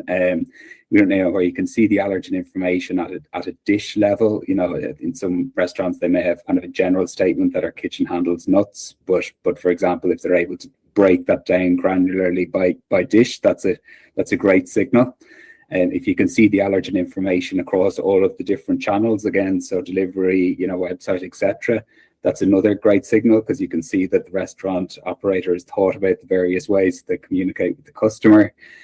Clearly engagement with the team itself on the ground, and how they communicate both the processes and in terms of how they manage allergies on site is really important. And then the final signal that consumers should certainly look out for is just how the allergen information changes over time on a menu. And I suppose in particular with seasonal specials, if they're accompanied by allergen information, they clearly, it's clearly a kind of a live process, because in any restaurant, there's substitutions that come in the back door every day. Something mightn't be available, so things have to change and move. And, staying on top of that from an allergen perspective is a really great signal that you can trust. You can trust the menu, and you can tell your friends that you can trust the restaurant. That is Stephen Nolan, CEO of Nutritics. Let's get the latest on the roads for you. Roger Brand is in the Overhead Door Company of St. Louis Traffic Center. Well, it's not bad on the highways, Megan. This traffic reports the service of I-3 Broadband. Just some slowdowns right now. Northbound 270, a little slow through Doherty Ferry and north of Manchester up to Clayton Road. Eastbound 64 just sort of bogs down right through the inner belt briefly. If you're on the Illinois side, that's where we still have more delays, but it's still not that bad. Westbound 64 from about 37th Street to the 70 split is slow. Eastbound 64 back up 3rd Street onto 5570 through Exchange. And westbound 5570 on the brakes. 255 to Black Lane in both directions are slow on 5570 right through the 111 area as well. Summer celebrations are here, and i3 Broadband keeps you connected. Head over to i3broadband.com/radio today or call 1-866-806-5485 to upgrade today. Because life runs better on fiber, and i3 Broadband is here for you. Next update at 8:30 from the Overhead Door Company of St. Louis Traffic Center. Sunny to partly cloudy and pleasant today, a high of 84. Clear skies tonight with an overnight low of 68. And then tomorrow, mostly sunny, warm in the afternoon, a high of 89. Right now, we have 70 in Florissant, 68 degrees in St. Peters, and 68 degrees as well downtown at the Arch. Bill, you're an old politician. Yup, sure am. So you know the old-timers warned that someone trying to sell you a pig in a poke was a con man. Well, sure. Well, no offense, Tom, but your Politicians Amendment 5 is a pig in a poke, allowing politicians to raise our taxes without a vote of the people. And the Politicians Amendment 4 takes away our power to do anything about it. Well, let's look at what's really inside 4 and 5. Oh, don't do that. 5 hits hardest seniors and those struggling financially with new taxes on services like doctor visits, in-home care, and rent. Sales taxes could more than triple. For up to 80% of Missourians, it's a tax hike. And Amendment 4 ends majority rule, effectively ending our power to stop corrupt and out-of-control politicians. Slick plan, huh? No, Tom. 4 and 5 are schemes that hurt citizens and transfer our power and our money to politicians and lobbyists. That's why I'm voting no on the Politicians Amendments 4 and 5, paid for by Missourians for fair government. $5,000. That's the average amount of money people in the U.S. are now spending on gas in a year. $5,000. That's crazy. If you drive, you have to download Upside, the free app that gives you cash back for buying gas. That's right. You can earn cash back with Upside just for buying the gas you're already buying. You can literally start earning cash back today. I use Upside, and just last year, I made nearly $300. You're putting gas in your car anyway. Why not get cash back? If you like extra cash, download Upside. I'm saving the cash I earn from using Upside to help pay for a vacation later this year. Download the free Upside app now to earn cash back when you fill your tank. Use promo code FRESH to get an extra 35 cents per gallon on your first tank. You can cash out anytime, right to your bank or a gift card for Amazon and other brands. Just download the free Upside app and use promo code FRESH for a 35 cents per gallon bonus on your first tank. That's code FRESH for a 35 cents per gallon bonus. Hair Volume from New Nordic will make your hair look thick and healthy. Available as a tablet or delicious gummy. Hair Volume is available online at Amazon and NewNordicUSA.com or in the hair care aisle at your local CVS. Well, as we continue on KMOX, Michael Calhoun with you. And storm season, when people think about adding a home generator or perhaps just putting a battery backup on the basement freezer, also more people are putting up solar panels on their homes. You can drive around and see that for yourself. But when you hook something like that up to the electric system, there are risks to keep in mind. Joining us now on KMOX is Kevin Young, the manager of electric training and a former lineman for Ameren, Illinois. Thank you so much for being with us, Kevin. Thanks for having me. Well, first of all, tell us why now is the time that Ameren is having this conversation. Well, more customers are installing backup generators and rooftop solar systems and battery storage technologies. So it's important that we try to educate the customers to the fact that these items need to be hooked up correctly, or else it can cause some potential hazards for themselves, the public, and for our line personnel. Yeah, one of the dangers with this is something called backfeed. Can you explain to us what that is? Sure. Backfeed occurs when electricity from a customer-owned energy source, like a generator or a solar system with battery storage, flows back onto our electrical equipment or our power lines. And this can create dangerous situations if workers believe those facilities are not energized. But of course, our Ameren crews are trained extensively to test equipment and verify conditions before beginning work. What is the danger if there is backfeed or some other issue with one of these, generators on the customer side? What is the danger to Ameren line workers? What could happen? Well, we are trained to operate our switching, and that's what we're used to. So if you're energizing these lines, a line that looks perfectly de-energized can be energized at the same time. So we train extensively on that. Again, we test and things of that nature so we're not caught off guard. But it does add an extra layer of concern because there's more and more of these systems that are being brought to bear. What if there's a line down? Certainly Ameren tries to de-energize those, but now we're talking about energy potentially coming from the other direction, right?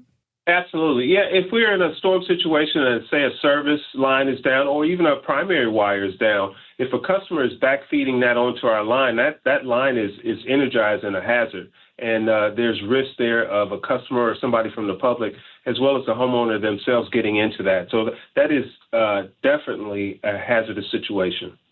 So if a customer is adding, maybe a generator, maybe they just are looking at an appliance or the home office and they'd like to put a battery in, for instance, or solar panels, what is the correct way to do this? Can the customer do it themselves? Do they need to call a professional, or is there just, some guideline they need to keep in mind? Our advice would be to call a certified electrician and have them come in. It's just that significant. You need to have a bona fide transfer switch and things of that nature, and just make sure that that's installed correctly for their protection, again, for our employees' protection and for the public as well. And I'd imagine that when Ameren is trying to recover from an outage, what people have at their homes or their businesses, different configurations of equipment, that means that I'm sure no two situations are exactly alike. That's exactly right. It doesn't change the tenor, though, by which we operate our policies and procedures. We always look, no matter the circumstance, to make sure that it's a safe working condition for us before we proceed. So it just brings right to the forefront to make sure that we are following and committed to consistent compliance before we do our work. Kevin Young is a former lineman for Ameren, Illinois. Right now, he's the manager of electric training at Ameren, and he's been helping us get caught up on all of these safety tips here on KMOX. Thank you so much for being with us this morning, Kevin. I appreciate the time. Thank you so much. And coming up, we're going to talk about the number of tornadoes that have hit Illinois this year. It's recorded 220 through July, the most of any state this year. Heather Zayer, AccuWeather meteorologist, will join us coming up next. It's now 8:28, and this time check is sponsored by Jerry Kelly Heating, Air Conditioning, Electrical, and Plumbing. It's time for a $98 AC tune-up. Registered lobbyist Mike Deering is not the kind of guy you want in the state Senate. Did you say he was a registered lobbyist? Sure did. When conservatives like Tricia Burns tried to pass a bill to take back the 300,000 acres in Missouri allowed to be controlled by China, lobbyist Mike Deering testified against it. When conservatives like Tricia Burns fought alongside Missouri cattlemen to require foreign beef to be labeled, lobbyist Mike Deering testified against that too. While conservatives like Tricia Burns are fighting to protect your farmland from being paved over by data centers, lobbyist Mike Deering described Google's Montgomery County hyperscale data center as a very positive thing. Deering also endorsed liberal Democrat Chris Koster for governor and openly mocked President Trump. Registered lobbyist Mike Deering, anti-Trump, pro-Democrat, bought out by foreign ag interest, and in love with data centers. Take down Data Center Deering on August 4th. Vote America First conservative warrior Tricia Burns for state senate. Paid for by Mo Constitutional Conservative Council PAC, Scott Lady Treasurer. This is the story of the one. As a maintenance engineer at a beverage manufacturing plant, he starts his day knowing every line is ready to run because Grainger delivers the industrial-grade products he needs to keep mixers, conveyors, and packaging equipment moving. With Grainger's vast selection of bearings, belts, and motors, he keeps operations running smoothly, so nothing grinds to a halt. Call 1-800-GRAINGER, click Grainger.com, or just stop by. Grainger, for the ones who get it done.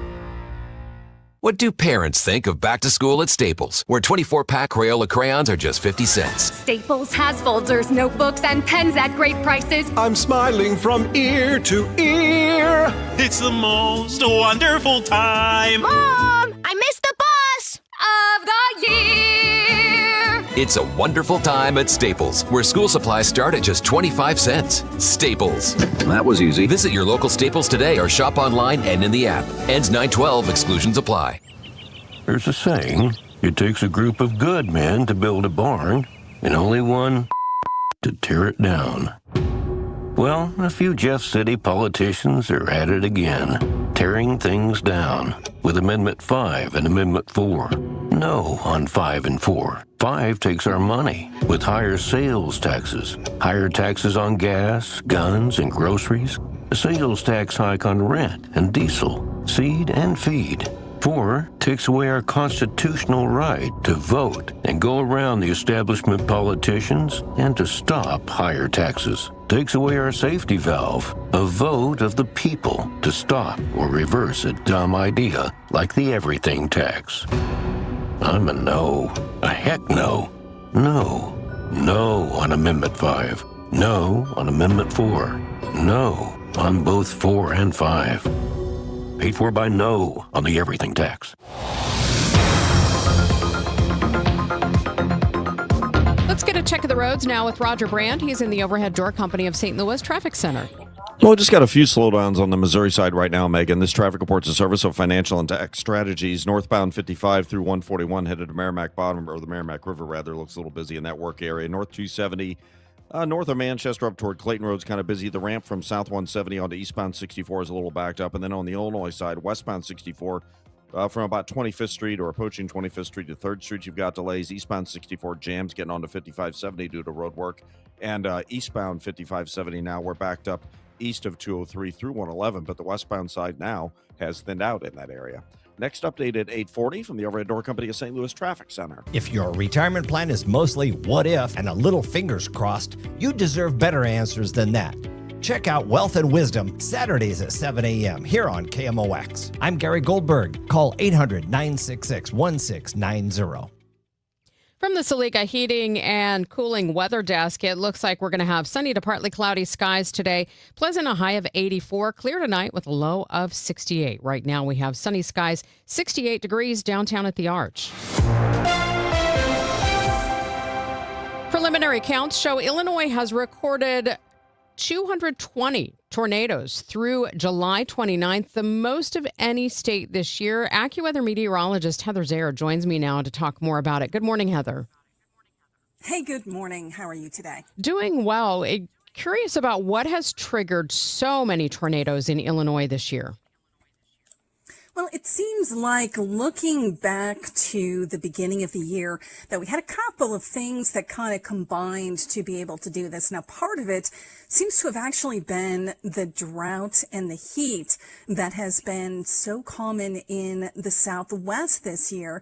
One thing that kind of did through the spring months that usually puts the focus of severe weather on the more typical Tornado Alley, Texas, Oklahoma, Kansas, that area, that kind of spilled over into those states. And when you have that kind of warm air in place, it really kind of prevents a lot of severe weather from occurring.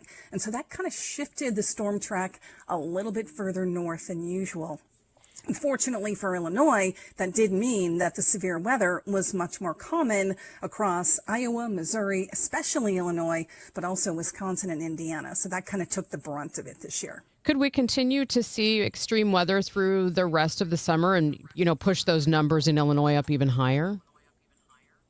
Well, that is still a possibility. Looking back to what our long-range experts were predicting back at the beginning of the season for severe weather, they were kind of focused on the idea that the worst of the severe weather season for Illinois, as well as most of Missouri, including here in St. Louis, that it would be between June and July. And so far, what we've been seeing, even through the month of July compared to what we had in June, was a big drop-off in severe weather, and we kind of expect that to continue through August. Okay. So the good news does look like it's probably past the peak. There probably will still be occasional storms, but not to that level that we saw in the spring. All right, much better news. Heather, thank you so much for your time this morning. You're welcome. That is AccuWeather meteorologist Heather Zayer joining us this morning here on KMOX. Let me tell you something about insurance. When you sign your insurance policy, for some brokers, that's the finish line. Handshake, commission, done. Then you may not hear from them again until it's time for renewal. But your business runs all year, so do the gaps and the risk. So go to Supersure.com. If your company has more than 25 employees, whether you're the owner, CFO, or HR manager, it can be too complex to just go buy a policy online. Supersure is the super agency built for you, licensed in every state for your business insurance and employee benefits, all with year-round support for you and your team. At Supersure.com, you can access tools like Fine Print Facts. It'll translate your current policy into plain English so you see what's covered and what's not. Plus a business value calculator so you can estimate what your business is worth so you know what actually needs protecting. Go to Supersure.com. One super agency, one powerful platform, all your policies in one place. Supersure.com. That's Supersure.com. Paid for by Supersure Insurance Agency, LLC, a licensed insurance agency. Your Money Report now. It's sponsored by Eamon Gattner and Capriano Elder Law Attorneys. Here's Bloomberg's Courtney Donahoe. Gas prices are rising again, and this time Americans have less of a cushion. Earlier in the year, tax refunds helped many people absorb the hit from the higher cost at the pump. But with those checks mostly spent, drivers are now feeling the squeeze from gasoline prices back above $4 a gallon nationally. That could put pressure on consumer spending, which has been a key driver of the economy. And the plant-based milk craze seems to be cooling off. Sales of dairy-free milks have fallen by more than 5% each year for 3 straight years, according to data from market researcher Circana. Almond milk has been among the hardest hit, but even oat milk, which has long reigned as the coolest milk on the block, has seen momentum slow. The shift away from plant-based milks has been driven by consumers looking for simpler diets with fewer ingredients. Courtney Donahoe, Bloomberg Radio. The radical left let crime and drugs pour into our nation, and they let biological men into girls' sports. But here in Missouri, if there's a problem, we fix it.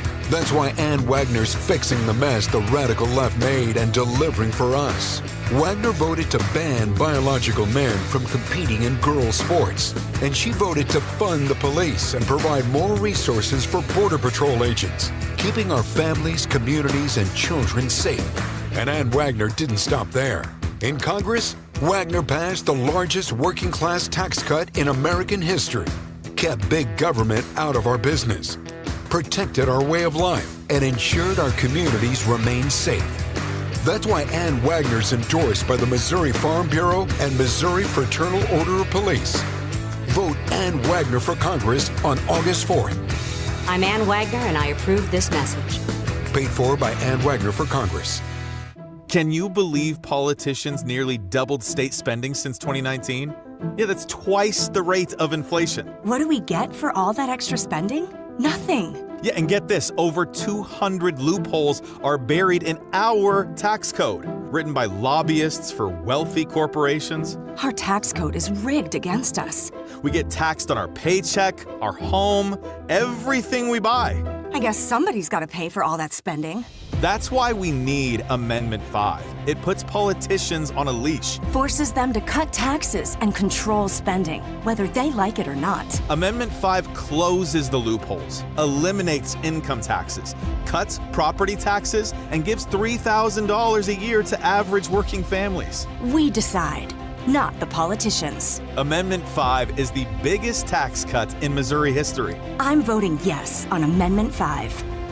Paid for by Missouri Promise PAC. Mark Ellinger, Treasurer. Listen up. If you have not paid self-employment, business, or individual taxes in years, the IRS will find you. Hi, this is Lance Drury with the Lance Drury Law Firm. I offer real solutions. If you have unfiled returns, unpaid taxes, levies, or liens, call me, Lance Drury, today, and let me get between you and the IRS. I'll protect your rights, including your right to appeal, or even your right to take the IRS to tax court. At the Lance Drury Law Firm, our practice is focused 100% on fighting the IRS. Remember, IRS problems are legal problems, and they need to be handled by an expert attorney who's done it for decades. So call the Lance Drury Law Firm today. We're local. Our office is right here in St. Louis. Call 314-260-6120 or visit LanceDruryLaw.com to schedule your free consultation with your local tax resolution law firm. The choice of a lawyer is an important decision and should not be based solely upon advertisements. My house has a new glow. I love my windows. Universal Windows Direct. Hey, it's Dave. Right now, buy 4 windows and get 4 for free and 48 months with 0% interest, same as cash. Call 314-334-2522. Like me, you'll be saying, I love my windows. I love my windows. They've got that brand new home effect. Universal Windows Direct. For all station contest rules, go to KMOX.com/rules. This is 104.1 FM KMOX. Here's what's happening. Michigan has joined Minnesota in reporting cyber attacks on water systems. An official there says all are operating safely. President Donald Trump has announced new talks to wind down the war in Iran starting Monday. He said he's holding off on massive strikes at the urging of Gulf allies. And Acting Attorney General Todd Blanche has issued a formal order terminating President Donald Trump's $1.8 billion anti-weaponization fund. Roger Brand is in the Overhead Door Company of St. Louis Traffic Center. How do the roads look, Roger?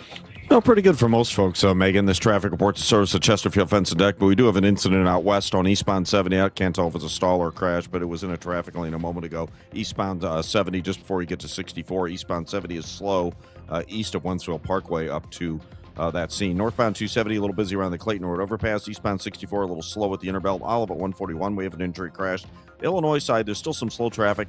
Westbound 64, Baugh Avenue to the 70 split, and eastbound 5570, a pretty solid jam from 203 most of the way through 111. Chesterfield Fence and Deck is your premier provider of fences, decks, patios, sunrooms, and more. Call them for a free estimate today. Now offering 20% off your next outdoor project. Chesterfield Fence and Deck, chesterfieldfence.com. I'm Roger Brand in the Overhead Door Company of St. Louis Traffic Center. Thank you, Roger. It's going to be a nice day, a little warm, sunny to partly cloudy, a high of 84. Clear tonight, a low of 68, and then mostly sunny, warm in the afternoon, a high of 89. Right now we have sunshine, 69 degrees downtown at the Arch.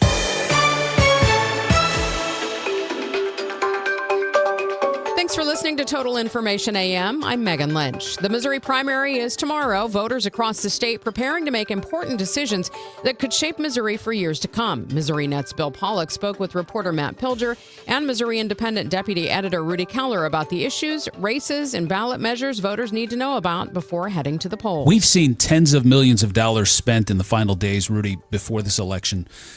For someone who's just trying to decide how to vote, what does all that money tell us about what's really at stake? Well, there are several things at stake. One is, for example, Governor Kehoe's ability to lead the state where he wants it to go. Amendment 5, the income tax measure, was his top priority for the year. And not only is that on the ballot, there are several Republican legislators who voted against it, and there's a couple of PACs that are spending to defeat them as they seek re-election or elevation to the state Senate. Matt, you've been talking with voters and election officials. Are these statewide ballot measures giving people a reason to vote this year, or are most focused on their local races that they'll see on their ballots? What appears to be driving the increase or decrease in participation? Well, I think that it's probably a combination of both of those. You know, historically, local races tend to drive turnout because voters personally know the candidates, or, you know, they're aware of the issues that are going to directly impact their communities. But, you know, this year, Amendment 4 and especially Amendment 5 have generated a level of statewide discussion and a lot of discussion that we don't normally see in an August primary. So when you're talking about potential changes to the initiative petition process or even the future of Missouri's income tax, those are issues that can motivate voters who might otherwise sit out a primary election. And, you know, election leaders are reporting stronger early voting numbers. And I think these statewide ballot measures are certainly part of that reason. Yeah, you had mentioned that about the early voting. What are the biggest differences between those high turnout and low turnout areas, Matt? Well, had a discussion with Secretary of State Denny Hoskins last week, and he says early voting is running ahead of previous August primaries and projects about 32% statewide turnout. You know, what I'm hearing from other election authorities that the big factor is simply that voters are becoming more familiar kind of with Missouri's 2-week no excuse absentee voting period. And also there's, you know, some contested races, uncontested races, but every election cycle, more people seem to be taking advantage of the convenience of the early voting. And beyond that, there's some very competitive races around the state, 4 statewide constitutional amendments on the ballot. And when voters feel like their vote could have a real impact, whether it's on a local race or a statewide issue, participation generally increases. So, Rudy, you'd mentioned about some of these races, and there's some different names that people might be seeing on the ballot. And just talk about the impact in those specific areas, and then how this primary can affect us, even if we're not living in one of those areas. Well, one thing, it'll set the tone for the state Senate. For example, in the northeast of Missouri, there's a race between to replace this outgoing state Senate President pro tem Cindy O'Loughlin. And there is a candidate who is very much a wants to be a disruptor, wants to challenge the Republicans and the programs that they've been having in Jefferson City. There is Cindy O'Laughlin and that man's name is Dusty Blue. Cindy O'Laughlin has endorsed State Representative Ed Lewis of Moberly, and then State Representative Greg Sharp of Northeast Missouri is running in that district, and he was one of the 4 members of the House who voted against the legislation that became Amendment 5. So he is one of the candidates being targeted by something called the Republican Accountability Project. So, and then you go down to Southwest Missouri, and there is a woman named Lori Rook. She's an attorney in Springfield, and she's got a PAC that's called Firebrand PAC. So that kind of tells you what her point of view is and what she intends to do. And she's trying to defeat the state senator Curtis Trent, who wants to be the Senate Republican Majority Leader. And he has spent $500,000 through a PAC called 417 PAC attacking Lori Rook. So these are among the 11 primaries for state Senate we'll be watching, and it will set the tone and it'll set the agenda for the state Senate in the coming year. 11 primaries. Is that a big number? It is. Yeah. There are 17 state Senate races on the ballot. There will be 11 new members of the Senate. The 11 new members in the primaries don't necessarily line up, but those 11 primaries where hundreds of thousands of dollars is being spent, both in Democratic and Republican leaning districts, is something that these races are just getting more and more expensive, and the money coming in is out of the hands of the control of the candidate. So if you see something that doesn't have a candidate's name on it, for example, in your mailbox, that's going to be a PAC that is either dedicated to one or the other candidates in the race involved, or an outside spending group like this Republican Accountability Project that is playing in a number of races. The one I said, the We the People Priorities PAC, well, there's a dozen House candidates that are being attacked by that PAC for being opposed to Amendment 5. That is Missouri Independent Deputy Editor Rudy Keller, along with Missouri Net's Bill Pollock and Matt Pilger. Considering buying or selling a home? When it comes to the Gelman team with eXp Realty, numbers don't lie. Over 1,500 Google and Zillow 5-star reviews, nearly 6,000 homes, and $2.5 billion in real estate sold. Call 314-336-1991, thegelmanteam.com. Registered lobbyist Mike Deering is not the kind of guy you want in the state Senate. Did you say he was a registered lobbyist? Sure did. When conservatives like Tricia Burns tried to pass a bill to take back the 300,000 acres in Missouri allowed to be controlled by China, lobbyist Mike Deering testified against it. When conservatives like Tricia Burns fought alongside Missouri cattlemen to require foreign beef to be labeled, lobbyist Mike Deering testified against that too. While conservatives like Tricia Burns are fighting to protect your farmland from being paved over by data centers, lobbyist Mike Deering described Google's Montgomery County hyperscale data center as a very positive thing. Deering also endorsed liberal Democrat Chris Koster for governor and openly mocked President Trump. Registered lobbyist Mike Deering, anti-Trump, pro-Democrat, bought out by foreign ag interest, and in love with data centers. Take down Data Center Deering on August 4th. Vote America First conservative warrior Tricia Burns for state senate. Paid for by Mo Constitutional Conservative Council PAC, Scott Lady Treasurer. Celebrate the month of August with Zero Res and buy 2 rooms of carpet cleaned and get 2 rooms for free. Plus, take 20% off air duct services and products. Book online at ZeroResSTL.com and take advantage of the great savings. The soundtrack of classic rock is coming to Hollywood Casino Amphitheater August 6th. Leonard Skinner and Foreigner joining forces for one epic night of legendary hits and unforgettable memories. It's a Double Trouble Double Vision Tour. From Sweet Home Alabama to Cold as Ice. Don't miss your chance to experience these 2 Rock and Roll Hall of Fame acts in one incredible show. Tickets available at Ticketmaster.com. For more info, KMOX.com/events. Broadcasting from the Scott Credit Union Studio, 104.1 FM, KMOX. I'm Megan Lynch. Thanks for joining me this morning for Total Information AM. It's time for our weekly visit with KMOX media expert, author, and public speaker, Julie Smith. One of the things that I love that Julie brings us every once in a while is lists of new terms for our digital lives. So, Julie, what did you bring us today? New terms you didn't know, right?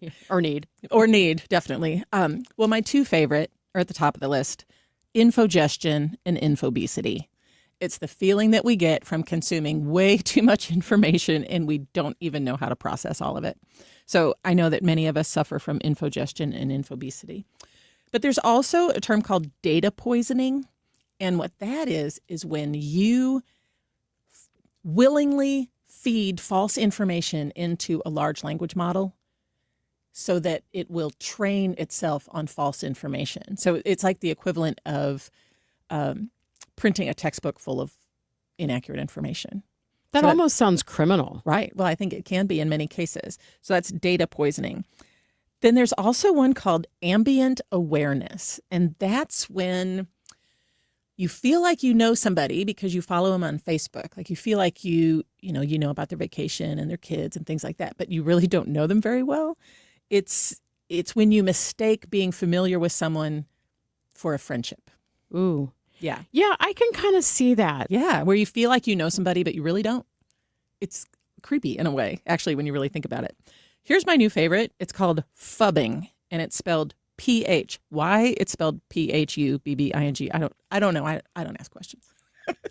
But when you're phubbing, you are in a room with someone, but you're on your phone. So are you texting them or you're just... No, you're basically saying you are not as interesting to me as what is on my phone right now.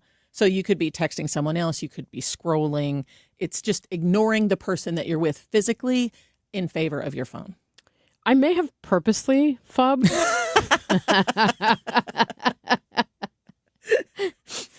Yeah, well, that we can talk about that later. I see phubbing all the time, especially like before class starts.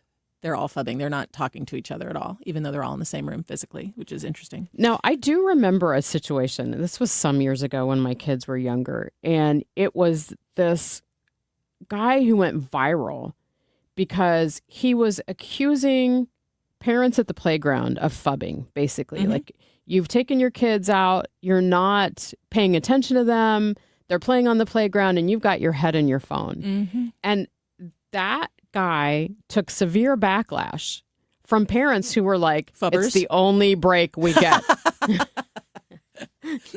So that's another way of looking at phubbing. I can get that. Yeah, I see that. That's true. Until the kid falls and breaks his leg and Right. you're too busy on TikTok to look up. Another term is called synthetic consensus. This is the idea that everyone agrees with something. Everyone is on the same page about something. But that's not necessarily true because of AI and bots and AI slop can manufacture the illusion that everyone thinks and feels a certain way when that's really not true, which leads to something called the spiral of silence, or also called pluralistic ignorance, meaning you're not going to say what you really think about an issue because you are under the impression, falsely, that everyone disagrees with you. Because this post got 500 likes, but you don't know how many of them are actually bots. Right. Or, you know what, I'm not going to bring this up at this dinner party because I think everybody disagrees with me. We self-censor, but we're self-censoring based on what could possibly be false impressions. And then, this one makes a lot of sense. It's called retention editing, and it's editing a clip specifically to keep people's attention. And we all have really short attention spans, right? So every clip now, every video has constant zooms in, zooms out, lots of jump cuts, lots of captions, lots of jolts, anything to keep our eyes on the screen. And I see this all the time, retention editing. And I think that's why it's really hard for people to just sit and read a novel, because there's no jump cuts, there's no zooming, there's no jolts or anything to make us visually intrigued. I would say, though, that is an old technique in some respects. Mm-hmm. It's just it's done in a briefer, or more brief period of time than it used to be.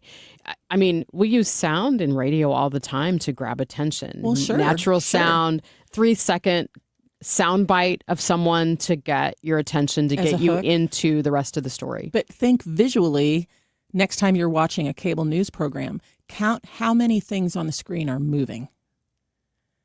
Besides the anchor, whoever's talking, you've got the trail at the bottom that's constantly moving. You've got the Dow Jones Index in the corner. You've got the logo of the news station twirling in the background. That's retention editing. It's visually changing and interesting, so it keeps us watching. It's no wonder our nervous systems can't calm down. It's because we have infogestion and infobesity. Yeah. So who knows what the next new media terms are going to be? All right. Thank you, Julie. You bet. That is KMOX media expert Julie Smith joining us this morning here on KMOX. Time now for today's Spotlight on Health Trends, sponsored by Ethos. Some spots to remember when applying your sunscreen.